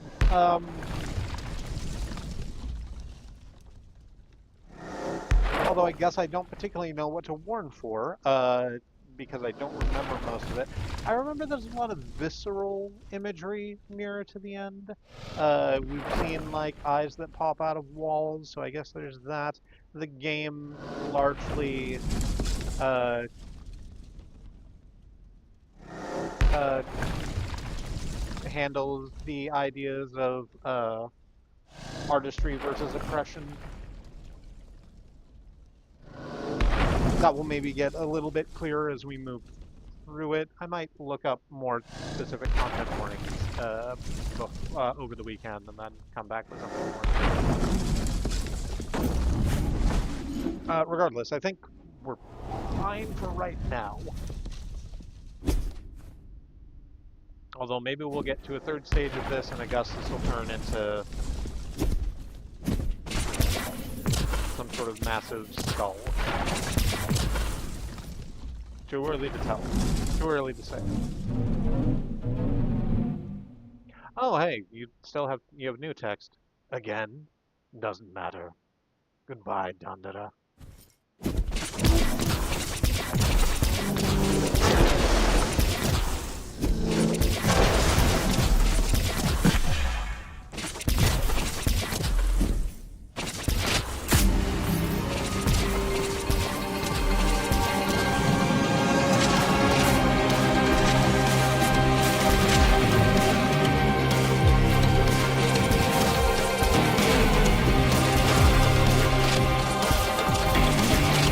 This time, now that I know how this fight plays out, stay back here and fire my arrows mostly, and save my missiles for the second half of the fight, because the missiles have much more range.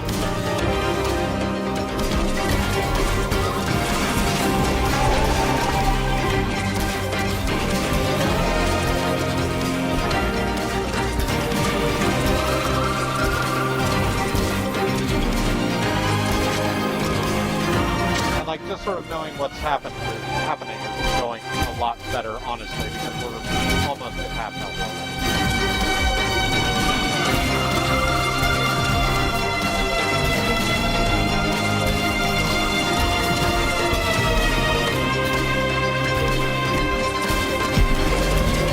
Okay. There's the switch over. We're back to the side scrolling now.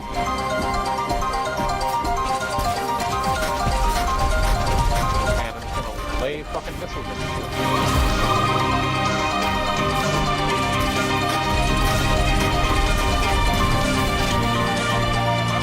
Yeah, that took out like a quarter of your health. I don't have missiles anymore, but that's a separate problem. They're a resource. I've used them for what they're for.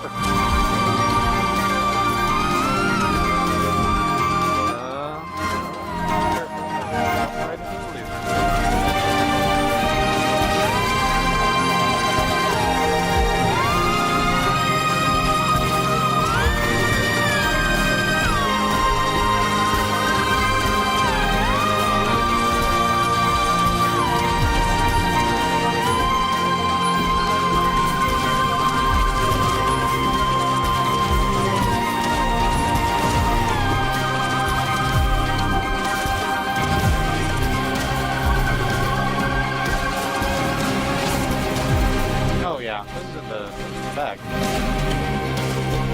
They said, almost running directly into a projectile.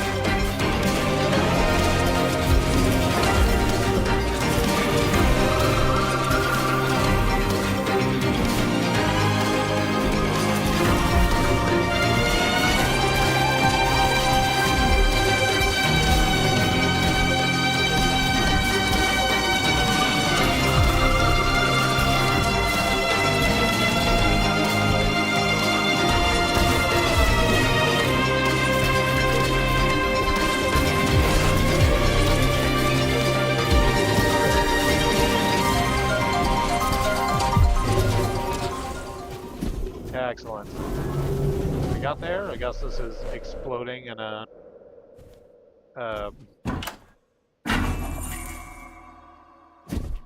in a massive display of salt.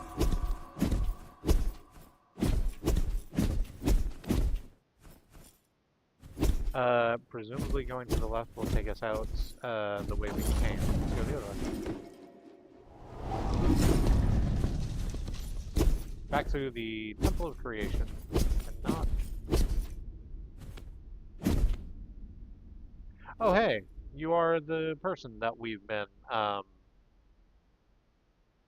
gotten telepathically contacted by. In a beautiful flowing green dress, sitting in a... I'm gonna call that a throne? Looks like a throne. It's definitely a chair, but it also might be sculpted to look like a person or a hand. Interesting architecture y'all have here. What do you have to say?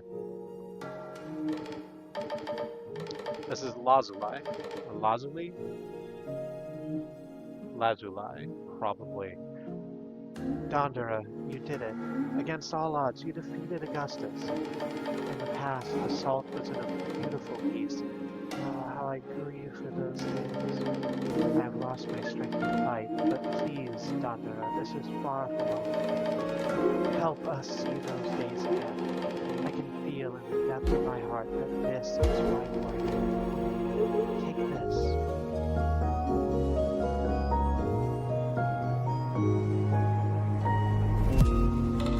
The Stone of Creation. It is a green stone that is shaped in the sort of sun ray pattern we've seen other places.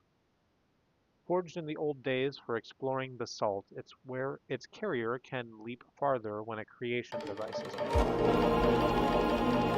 This stone is a precious artifact, one of the last of its kind.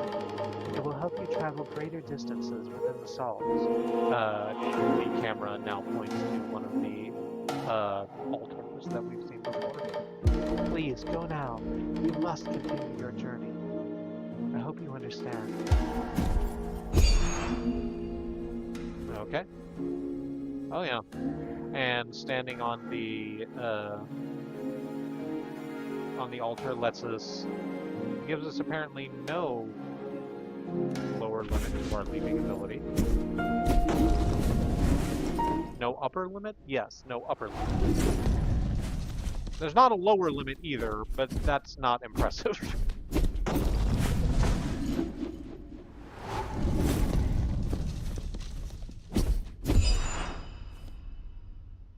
It gives us another opportunity to use the altars here, so that we know how they work.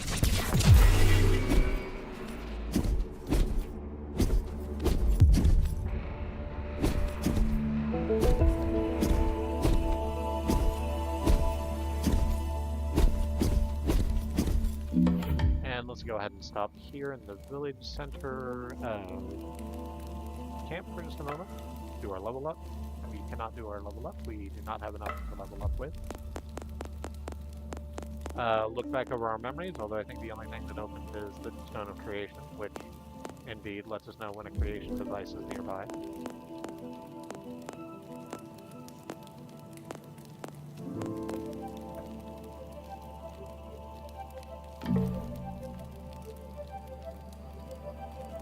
And we're just going to chill out here for a moment, because I'm going to go on break. Before I do that, I'd like to take this opportunity to remind you that Black Lives Matter, that Indigenous lives and land matter, the lives of people of color matter, that Sudanese, Congolese, Palestinian, and Ukrainian lives matter.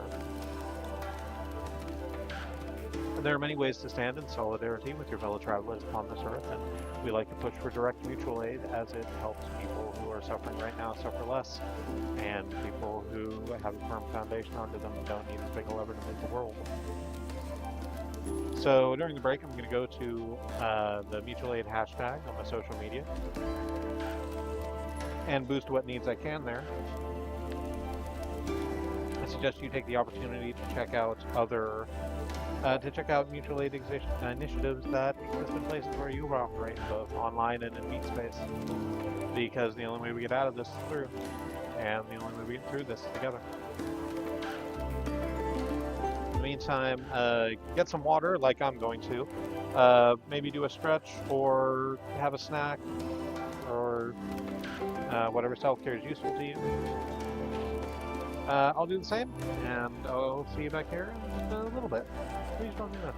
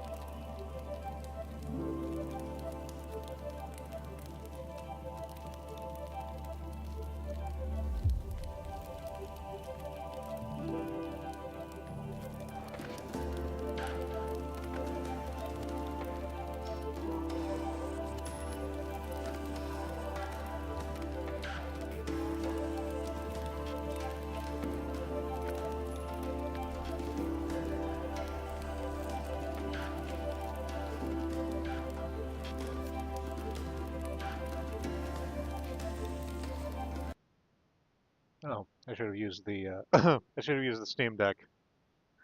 Sorry, Kuro Sensei jump scare. I'm back.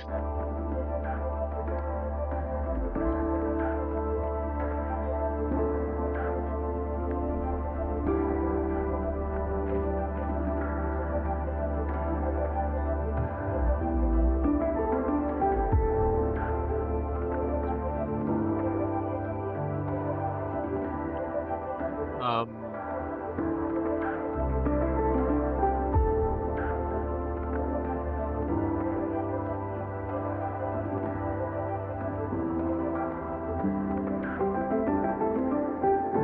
yeah, I got a muffin.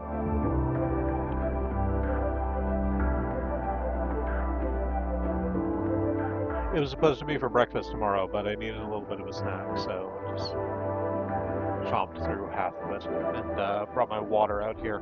Forgot to make tea again. Uh, Partially that's because the empty tea jug is in front of me. And the last time I had a drink out of it, it tasted sort of brackish to the extent that I think I need to not use this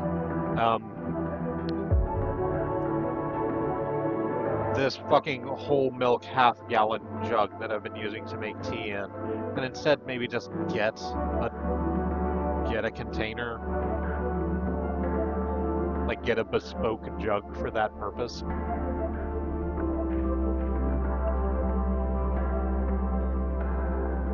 Something that's easier to wash out.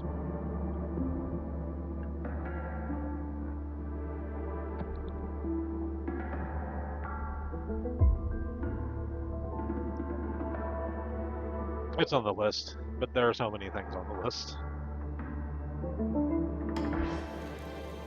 Back into Dandara. So now that we have access to the fucking thing, now that we can use the creation devices, which is I guess what they're called, they're not altars, they're creation devices.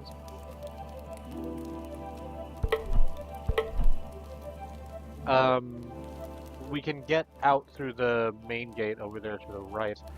There are a couple of rooms here in the Village of Artists that I didn't go into. One was that big area with the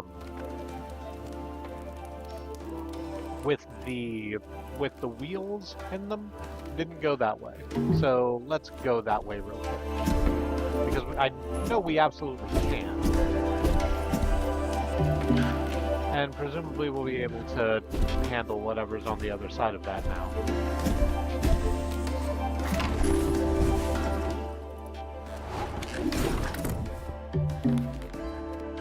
Yeah, okay, it is this way. So through the guaranteed bar, 100% guaranteed.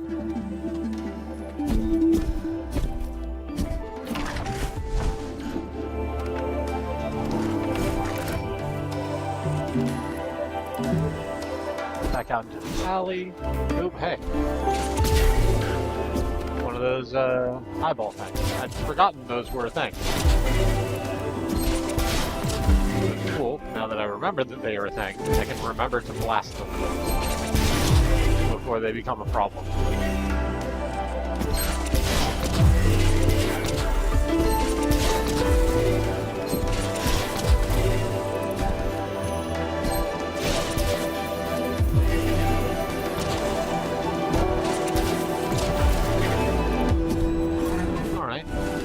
Were not as difficult to handle as I thought. Oh, but that's because the wheels were training us for this new room, where there are a lot more and bigger wheels.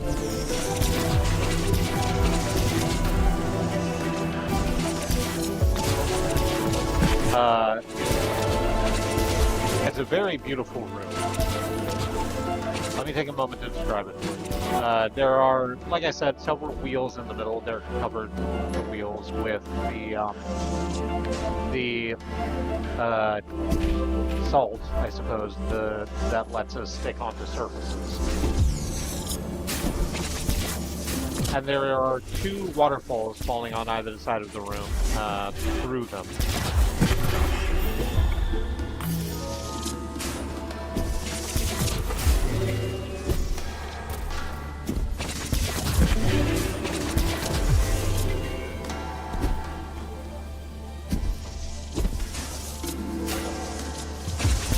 I don't know if they're technically waterfalls, because they're going in a direction that waterfalls don't usually go, which is up.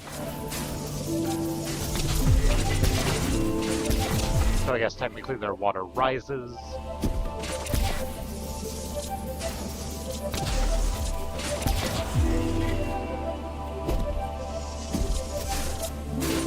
And all of that is sort of moot, because also on either side, following the path of the waterfalls, are a whole bunch of those jackals with the fucking projectile stabs.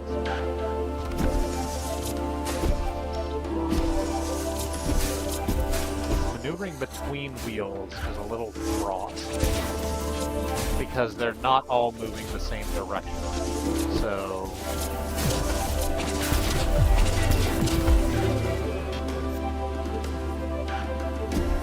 suddenly it feels like I am... Well, I can't get through to where the fucking jackals are anyway, so that doesn't matter. I just need to go up. I could have just avoided them and not shot any of them. But I did that. But I did do it. So, that's good. It's led us up here to... Oh, this is Lazulai's house. There was a treasure chest full of salt, which I took immediately. And there's a glowy thing over here getting put. There are various photos of crowds of people. Everyone is smiling and laughing. In each one, there is this striking, white-haired woman looking lovingly towards those around her.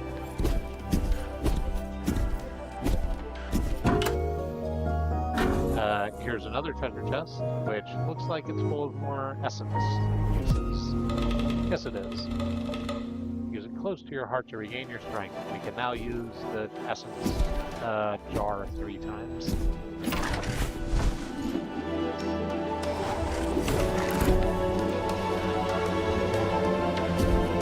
I'm glad we came this way. That was very useful to get. Also, this room is very pretty. I would have been very sad having missed it. I mean, we would have seen it eventually. I would have done a backtracking at some point. Got as much stuff as I could.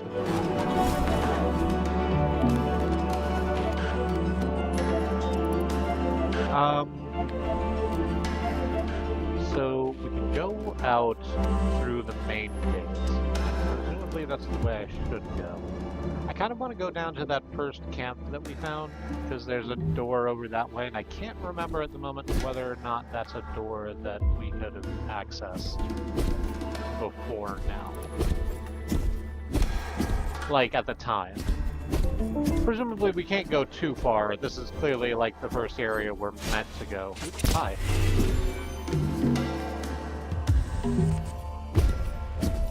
Through the Village of Artists to kind of get some tools to maneuver by and some grounding in the world.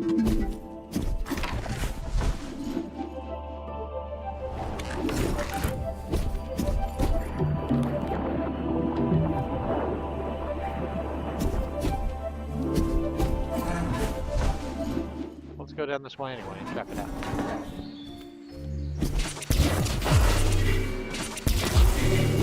Back to the side gates.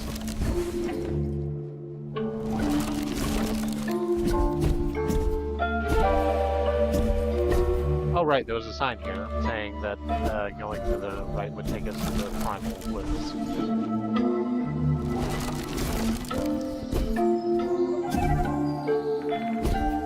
The woods, again, full of trees at top and bottom of the screen.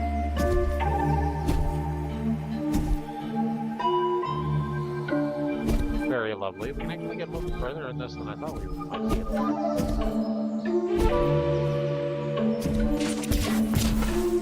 Treasure chest in there.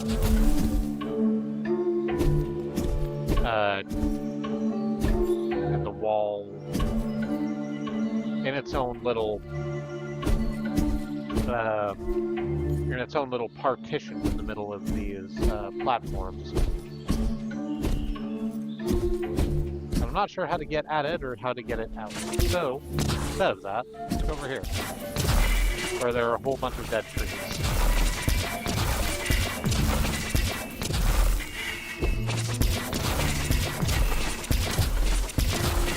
Do some easy yard work, get about, apparently, 165 salt.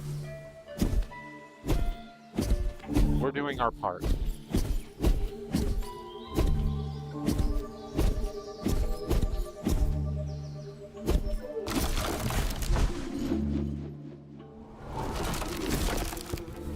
Right, into the Pleasure Woods. I'm just going to describe you before I move off of this platform that I'm safe on. It's a bug. Yes, it is a bug, certainly. It is about the size of Dandara. It's very round and has a face that looks like a plague doctor's mask. So presumably it's some sort of massive bulbous mosquito. It's gone now. Don't have to be worried anymore. Oh, well, there's another one. So maybe be a little worried. Apparently they're just going to keep showing up. Oh, there's another ghostly figure over here. Milton, stung with toxin. Oh. Okay. So, when I got the other one, it said Rose Sadness. That meant nothing to me because I had no context. I now have another data point. Milton stung with toxin, a name and a way a person died. So I guess those are ghosts. I guess we're collecting ghosts now.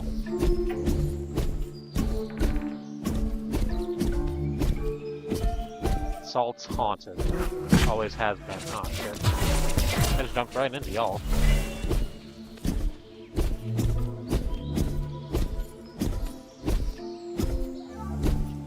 Okay. I can't get through that wall. The Johnny missiles also do not allow me to go through that wall. So that's apparently a way out instead of a way in. Let's go back up over this one. Where there's a door.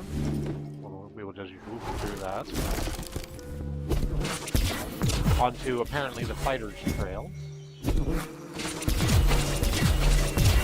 Where we are indeed having to fight because there's a whole bunch of those mosquitoes.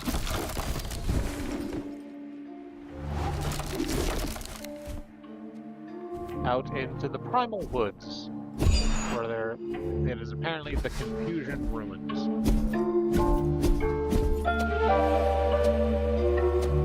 There's a bunch of platforms with spikes. I went up into a little tunnel where there is a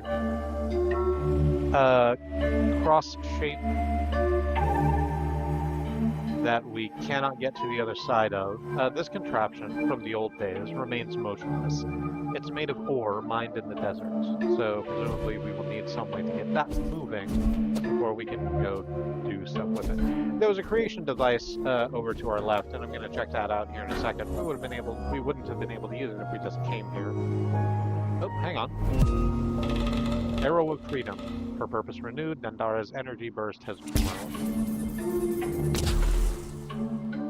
Alright, so previously when we shot our freedom arrows, it was three distinct projectiles and sort of a fan. Now that we have this, there's a fourth one.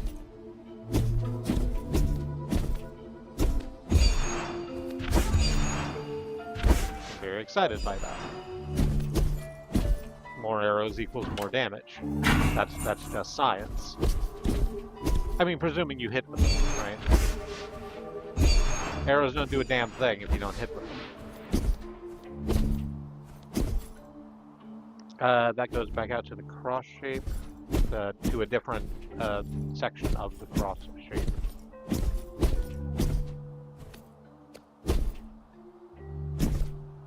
We can't get back down to the third section of the cross shape because our jump does not go that far. There's a creation device, but it's on the other side. So what's up through this way? The village outskirts.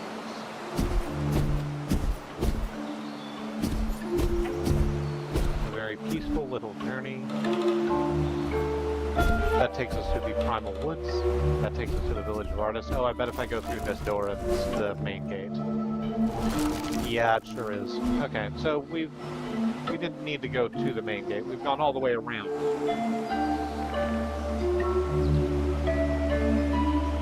I think it's neat.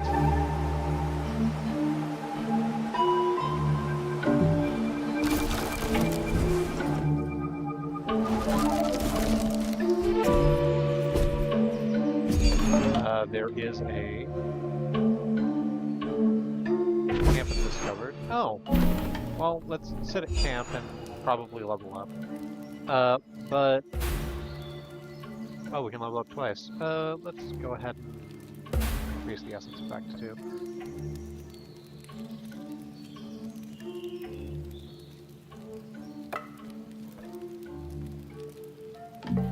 So we have just learned something interesting. The altars are not the only things which count as a creation device. Anything that has this sort of pulsing sun wheel shape is a creation device. Like this, whereas the altars are very narrow, very obvious platforms. Here, there are just two sort of signs with that pulsing sunburst in them, on them, and standing between them lights them up, and so we can stand anywhere in between those two and have our jump distance be effective. Wonderful.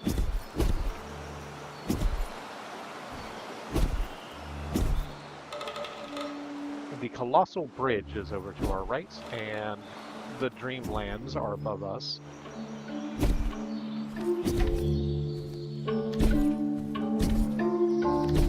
We apparently cannot get to Dreamland because there is a platform here and we cannot operate. It clearly wants to flip, but we don't know how to do that.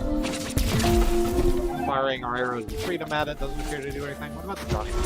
No. So let's go out to the Colossal Bridge.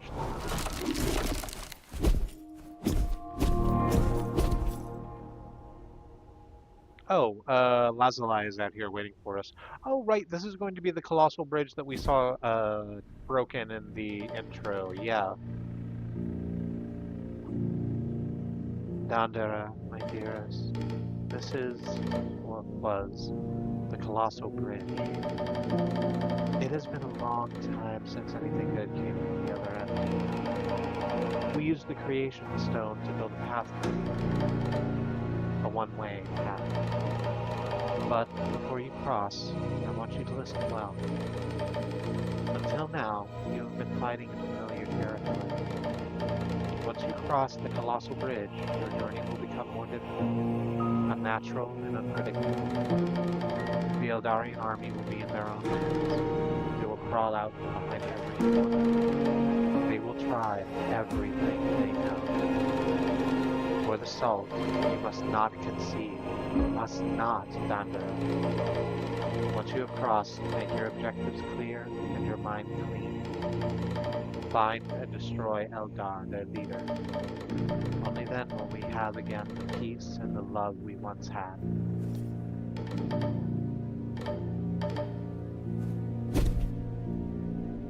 Well, that's incredibly rickety. Cool, let's go stand on the Creation Stone. Operate our one-way path. We indeed cannot get back, so.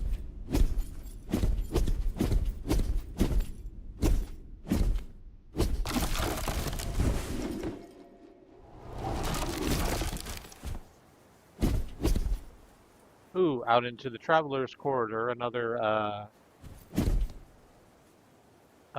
area full of trees. However, this one has those eyes popping out of the walls.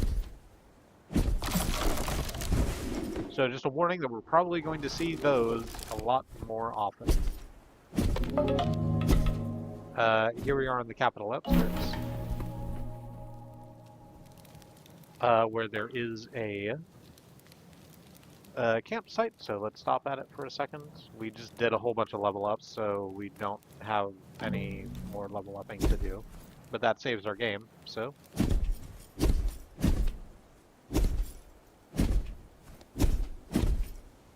Right, there aren't signs anymore.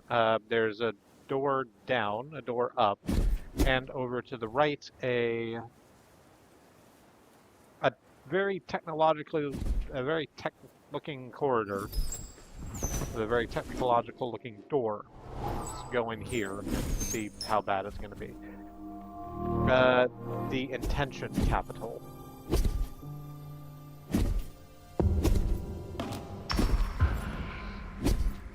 Yeah, a lot more eyes in here.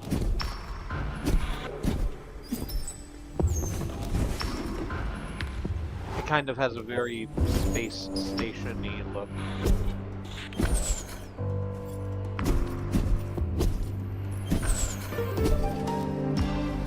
I think I don't want to go in here just yet. I think I'm going to back out and check out the other areas first. I really like this music though.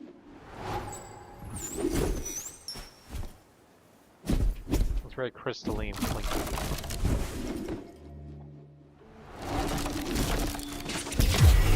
We move upwards into the Forest of Encoders. What the fuck is that? There's a thingy on the other side of this wall. Oh, you're absolutely gonna attack me, huh? It's round, and sort of looks like it's mostly made of metal, except for the front of it, which is a screaming face. Yep, it sure did charge directly at me once I got close enough to it.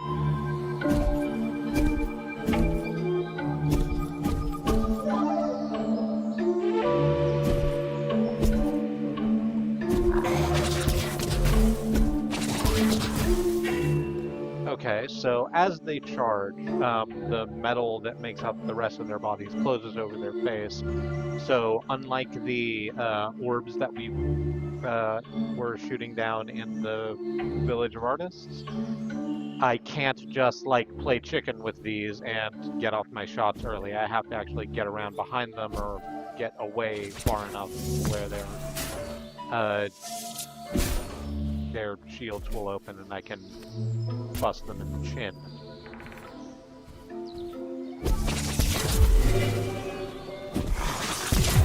The jackals are still very handleable though.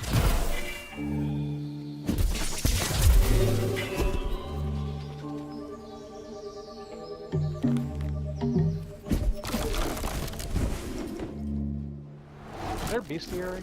There's not, right? This area is called the Wealth Lair. There's a treasure chest over here on the left, and as soon as I went to it, 3 massive eyes opened in the wall.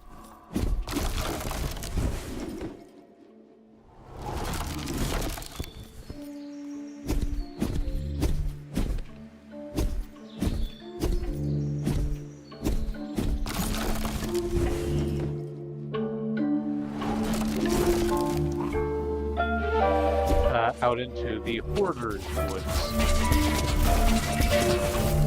Not subtle.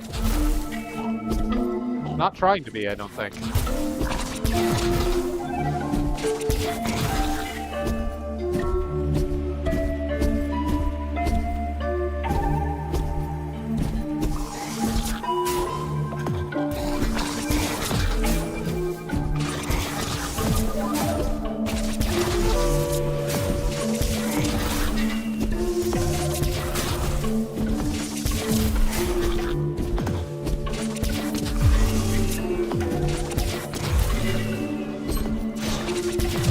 Oh good, there's still more of those other orbs in here too.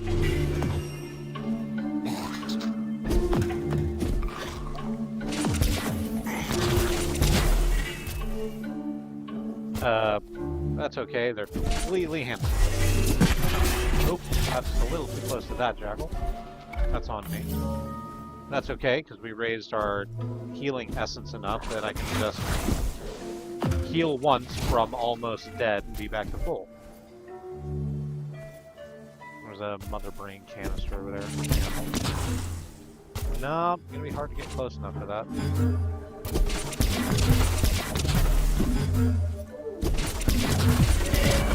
There we go. Oh, there's a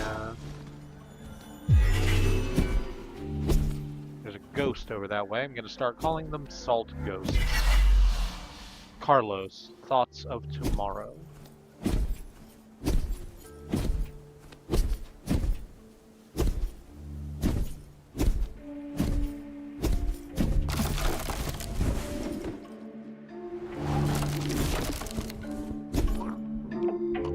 Reclamation Road. As we move through and sort of handle the face orb.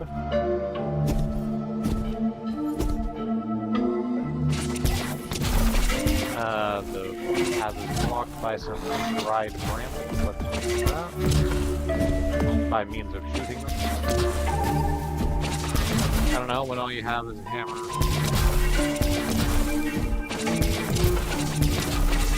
All you have is an arrow of freedom, everything looks like a bullseye. There we go. That's how you parse that.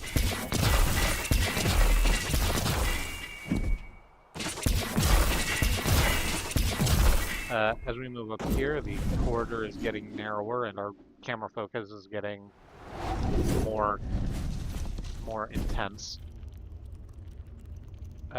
We come to the overcast gate ruins. Oh, this is just a big round ring of a room.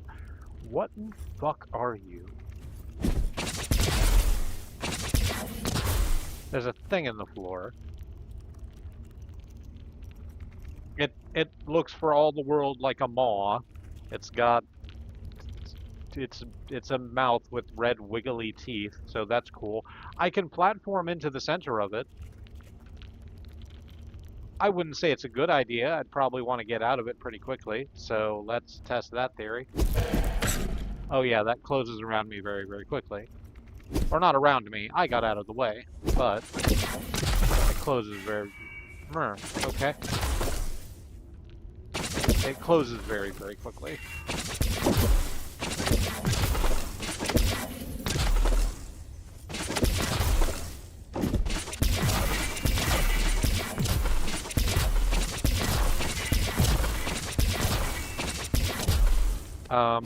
I've stopped on this squarish platform here, which I can shoot, which I can stand on, and if I shoot to the left or right, it rotates to the right or left, respectively. That takes me up into the main portion of this room, which is indeed a big ring, with a stone face carved in it. Presumably there are more if I go around the sides. So let's do that and prove myself right.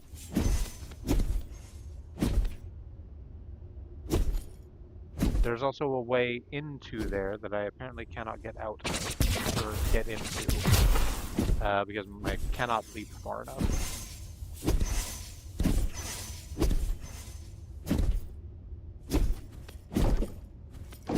Alright, I guess is that the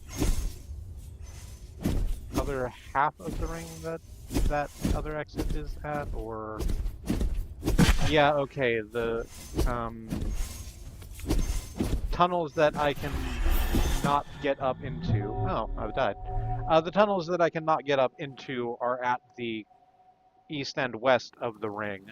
There is a face at the south of the ring where we came in, and another path through to the north.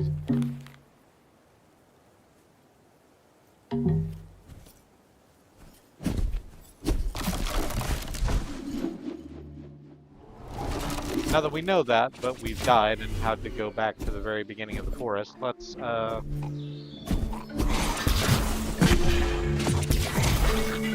just sort of make our way back. We can do that pretty quickly, because we know what's coming, and can just kind of we can just kind of...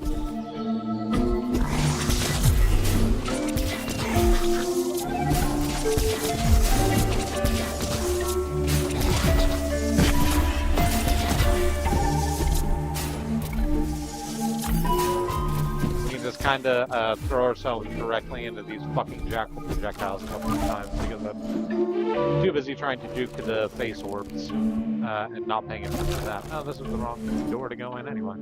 That's fine.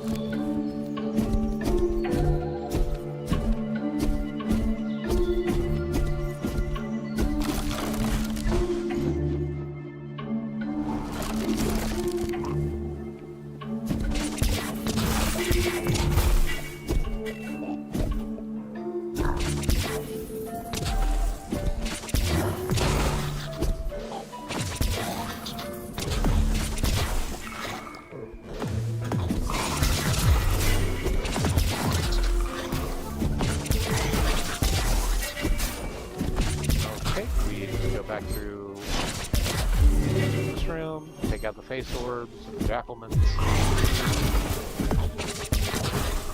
We already took care of this mother brain canister that apparently stays gone, which is good because it acted like a shortcut. So we don't have to do all of that again, just some of it. Through Reclamation Grove, the area where the platform got much smaller. Hey, are the jump missiles good against the face orbs? I should try that the next time I run into a face orb that isn't like directly in my whole face, much less my orb.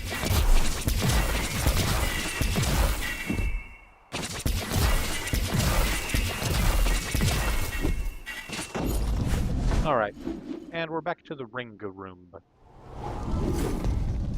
with its ghastly fucking maw. I'm just not even going to bother with you. I didn't describe the thing that killed me at all. There's a fucking ball of lightning that's just sort of swooping up and down in the ring. Oh, hey. They move in patterns that I did not bother to stop, look out, and internalize. I just kind of tried to swoop past them without acknowledging them, and honestly, that's on me. So this one's moving in sort of a square. It's easy for me to avoid. Also, my ghost is over there, so it looks like the other ones. Except it's me and has my scarf. Dandara, grave wounds. So yes, we are seeing the ghosts.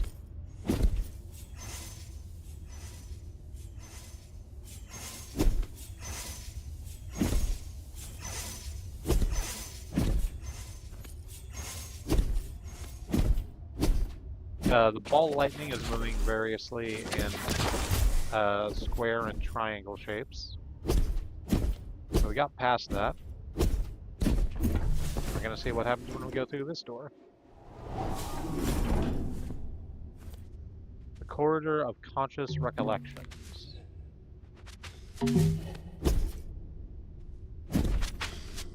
Oh, you're fun.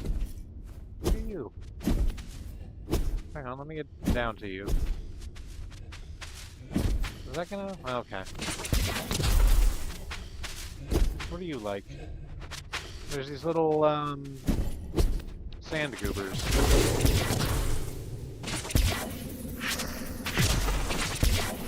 Yep, if you fire upon the sand goobers, they dissipate and sort of hang in the air, but that doesn't mean they're gone. They just reform after a couple of seconds.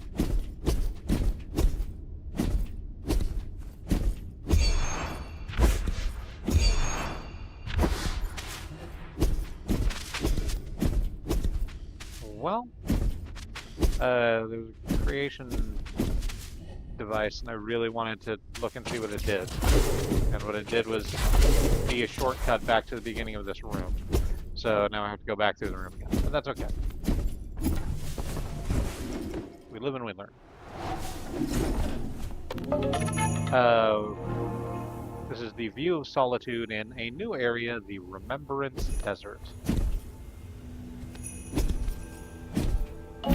camp here, so let's go ahead and raise our flag at the camp. What do we want to level up? There's another thing that we can level up that we don't have access to yet. It's just locked off. Do we bring up more hearts? Do we want to increase our energy?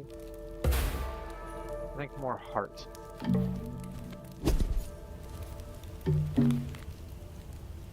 And there are a whole bunch of rooms off of the View of Solitude. Just start at the top. The Wanderer Archive. The hell? Okay, cool. You're neat. There was a spike on the ground that sort of ran up at me. I dodged out of the way to the wall that it was across from, and then it shot out at me. And presumably, and apparently the spike was just the top of a helmet of a weird squiddly thing, which got stuck in the ground by the spike helmet. So I destroyed it. The Drifter Archives. Oh, there's a lot of really interesting fuckers in here. Look at you. It's like an Audrey. It's a plant with teeth. And the plant with teeth is shooting little green projectiles out of its mouth.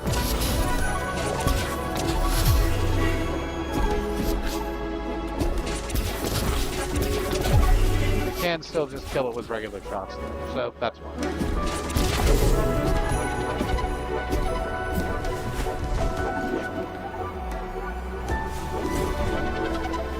Here's a Jackalman. It's an Eldarian army outpost. Ah, okay. Oh, cool. So we're standing on a platform, and the platform has tracks along the ceiling that it's on. And we can move it by charging and shooting to the left and right. It's equal and opposite reactions thus in the other direction. That makes attacking while you're on it a little bit difficult, I guess, but that's a different problem.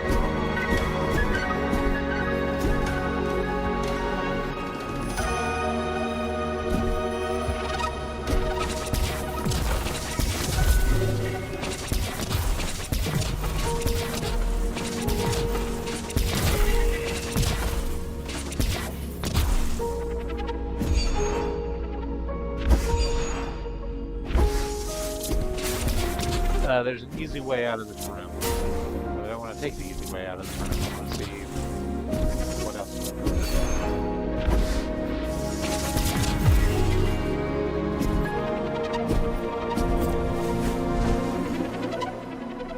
Down to the river to pray just entered my skull, and I have no fucking idea why. It's just a what I get, what I presume would be written out as a traditional American folk song, but I'm familiar with it from Oh Brother, Where Art Thou? Lazalai is talking to us. The desert of remembrance is not what it once was, and it pains me that you must see it in this state. Eldar damages the solitary, desolate part of our world, where aged keepsakes are stored and pastimes recalled. A wise friend, caretaker of time and memory, resides here. His sorrow is rivaled only by his knowledge. Were Eldar to have his way, that knowledge would all be laid to waste and scattered to oblivion. We are in the main warehouse of this area. So there's one of these fucking Audreys shooting at me from a little narrow tunnel that I can't shoot back at it from, which I think is unfair.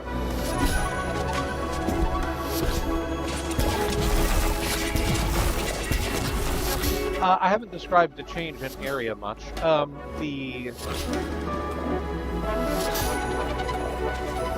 Hang on, let me get down here where what I'm going to say is going to be a little more useful. So The platforms are still mostly rock, although it's more orange, sandy rock now. The areas that we can platform on are still that white, flaky salt area. But there are brownstone pillars and arches, and through them in the back wall we can see a desert with some massive pillars and arches behind it.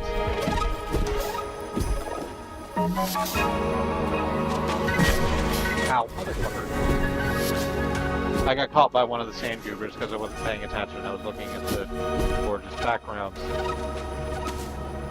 Oh, there's a little library down here with all sorts of books.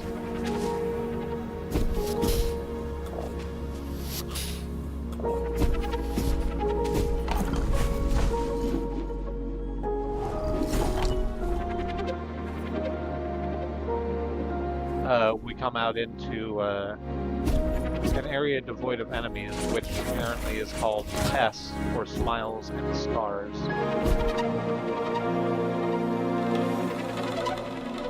A large, hard book stands out from the others. I need Belaya glows on the front. The back cover reads, My vulnerability caused all of this. I left my heart, body, and mind unguarded. Never again. I will not feel. I will not cry. I'm casting my petty tears out to sea. I may smile, but my heart will remain stone. The book itself is sealed shut. There's no way to open it.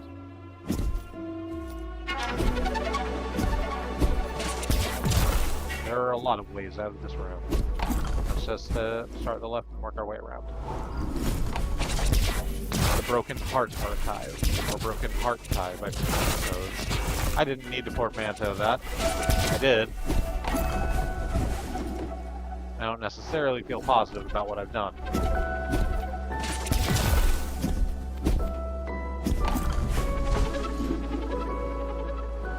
We can go up into the unseen tunnel. There's another one of these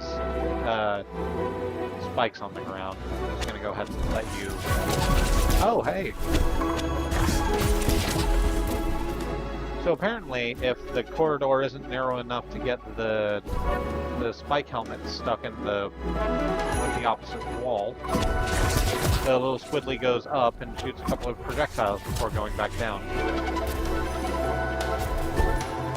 Still vulnerable while it's in the air, so no longer a problem.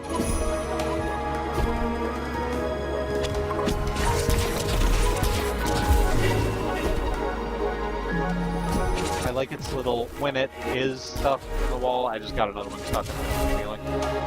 When it is stuck, it sort of flails its little arms in a panic. It's an animation I find very cute.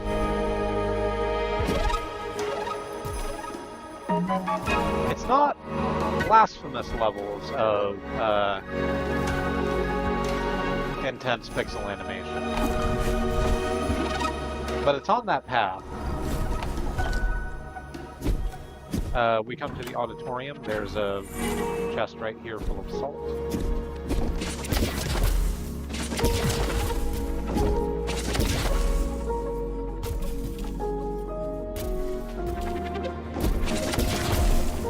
There are a whole bunch of these square platforms. Ooh, hey, no, don't do that. No, don't do that. Random asking you.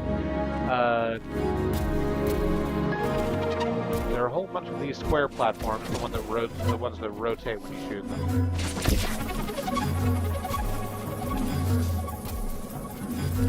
And a whole bunch of the Audreys firing shit at me.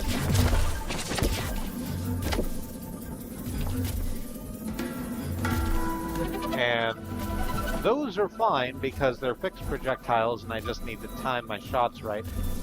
The problem is that there's also one of the mother brain canisters and those projectiles track. So I just need to... Oh, hang on, that works. So if I just stand on this one, wait for the shot to hit, rotate it up, and use the shot at the mother brain canister to rotate me back. That will take a little longer than I might like, but it will take care of itself. There we go.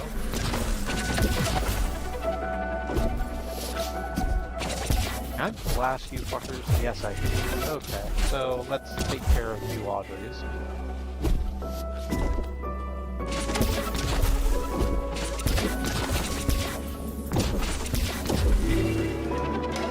Yeah, this could have been a lot easier had I been clearing out the Audreys as I went.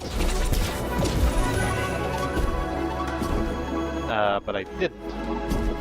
And it's no longer a problem, so whatever.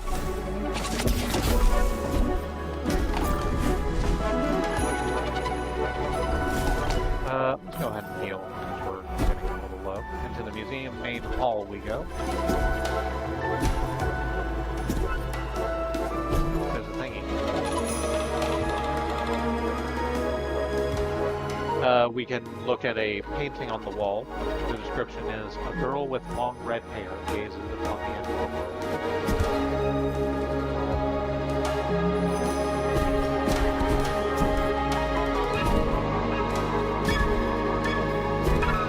Oh, there's a flag we can raise. So let's do that. There's a switch over here we can flip. So let's do that. There's a sign that says Benvinda. I don't know what that is, and I cannot spectigate it. Which is a new one for me, Inspectigate. I don't know how I feel about it yet. Oh, and this leads us back to the Eldarian army outpost. Okay, so this is where we would have come in if we'd come in the correct way. Well, not the correct way. It would have been blocked off because we had to use the switch to open this.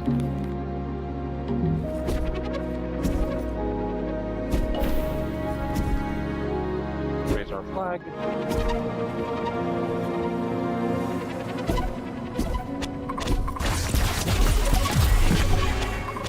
Owa.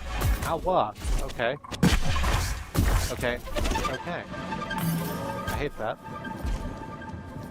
Okay, so the squiddly diddlies don't get, which is what I'm calling them, I guess, don't get stuck forever. Eventually they do manage to get loose.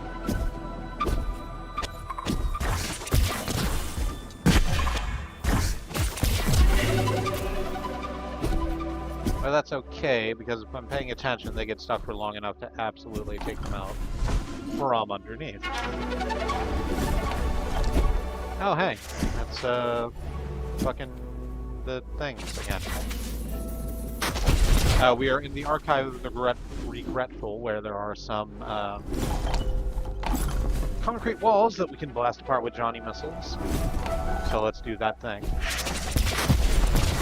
There's also some fucking sand goobers. We're gonna ignore them and just go through this door, because it's not like we can kill them. Out into the main warehouse. There's a chest down here, so let's open it. It is a new thing.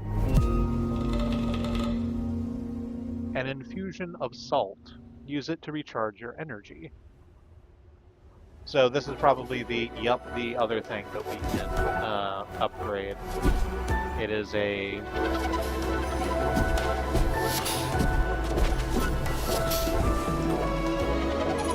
it's a shape made out of two pyramids that in silhouette looks like a six-pointed star.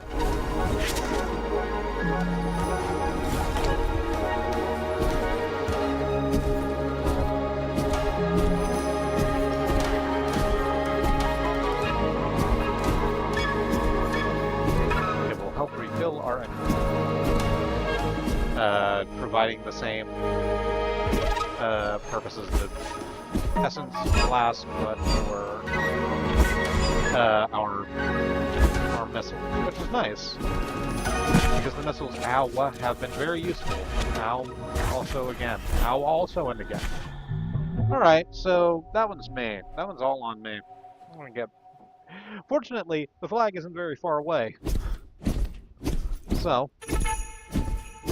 we can just come back and it's fine. I just sort of let that squid take me out, which is a real shame.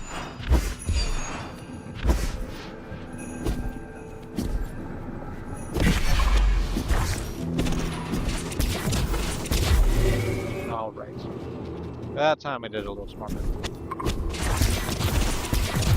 I'm better that than harder. There's a door over here. We can't get through it. There's a switch on the other side, as well as a treasure chest. We have to come at that a different way. Let me stop and take some water while I'm thinking about it.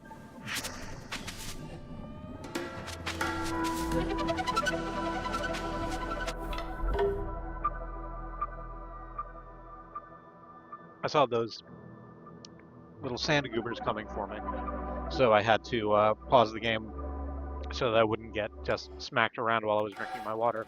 I just hit main menu, didn't I?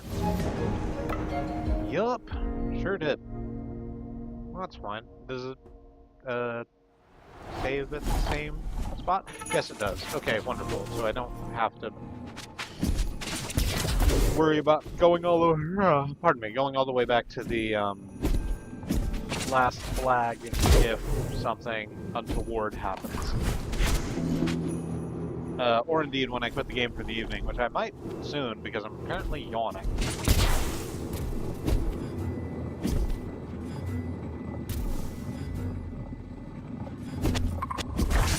Which means I'm tired and should probably listen to my body and get some sleep.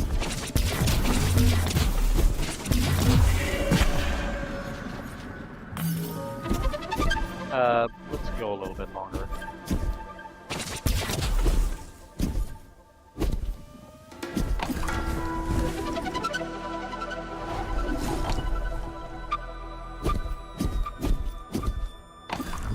We come here to the museum side entrance. C for curiosity and creation.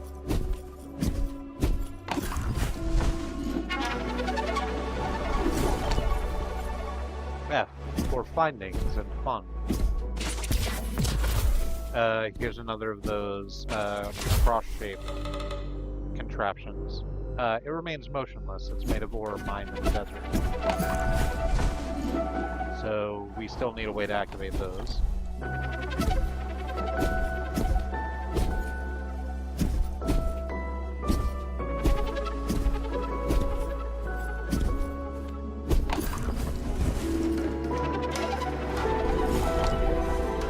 The kids' lecture house, which is full of the ball lightning. And the beginnings of a storm, it looks like. Which I guess makes sense.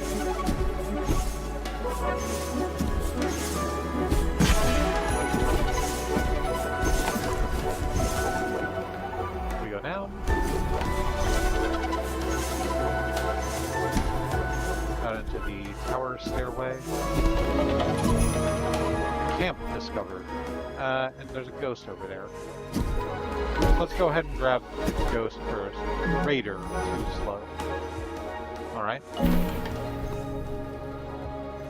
Let's raise our flag here, and actually, let's just call it for the evening. This is a good place to stop. Should we upgrade? We should. Go ahead and upgrade. Oh, we can afford to upgrade twice. Let's upgrade our infusion thing first, and just more hearts? Just more hearts, I think.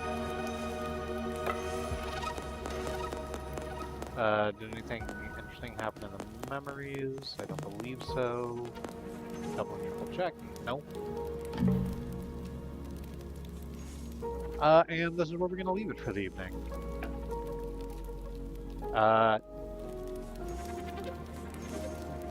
This game's fun. I'd fucking forgotten that.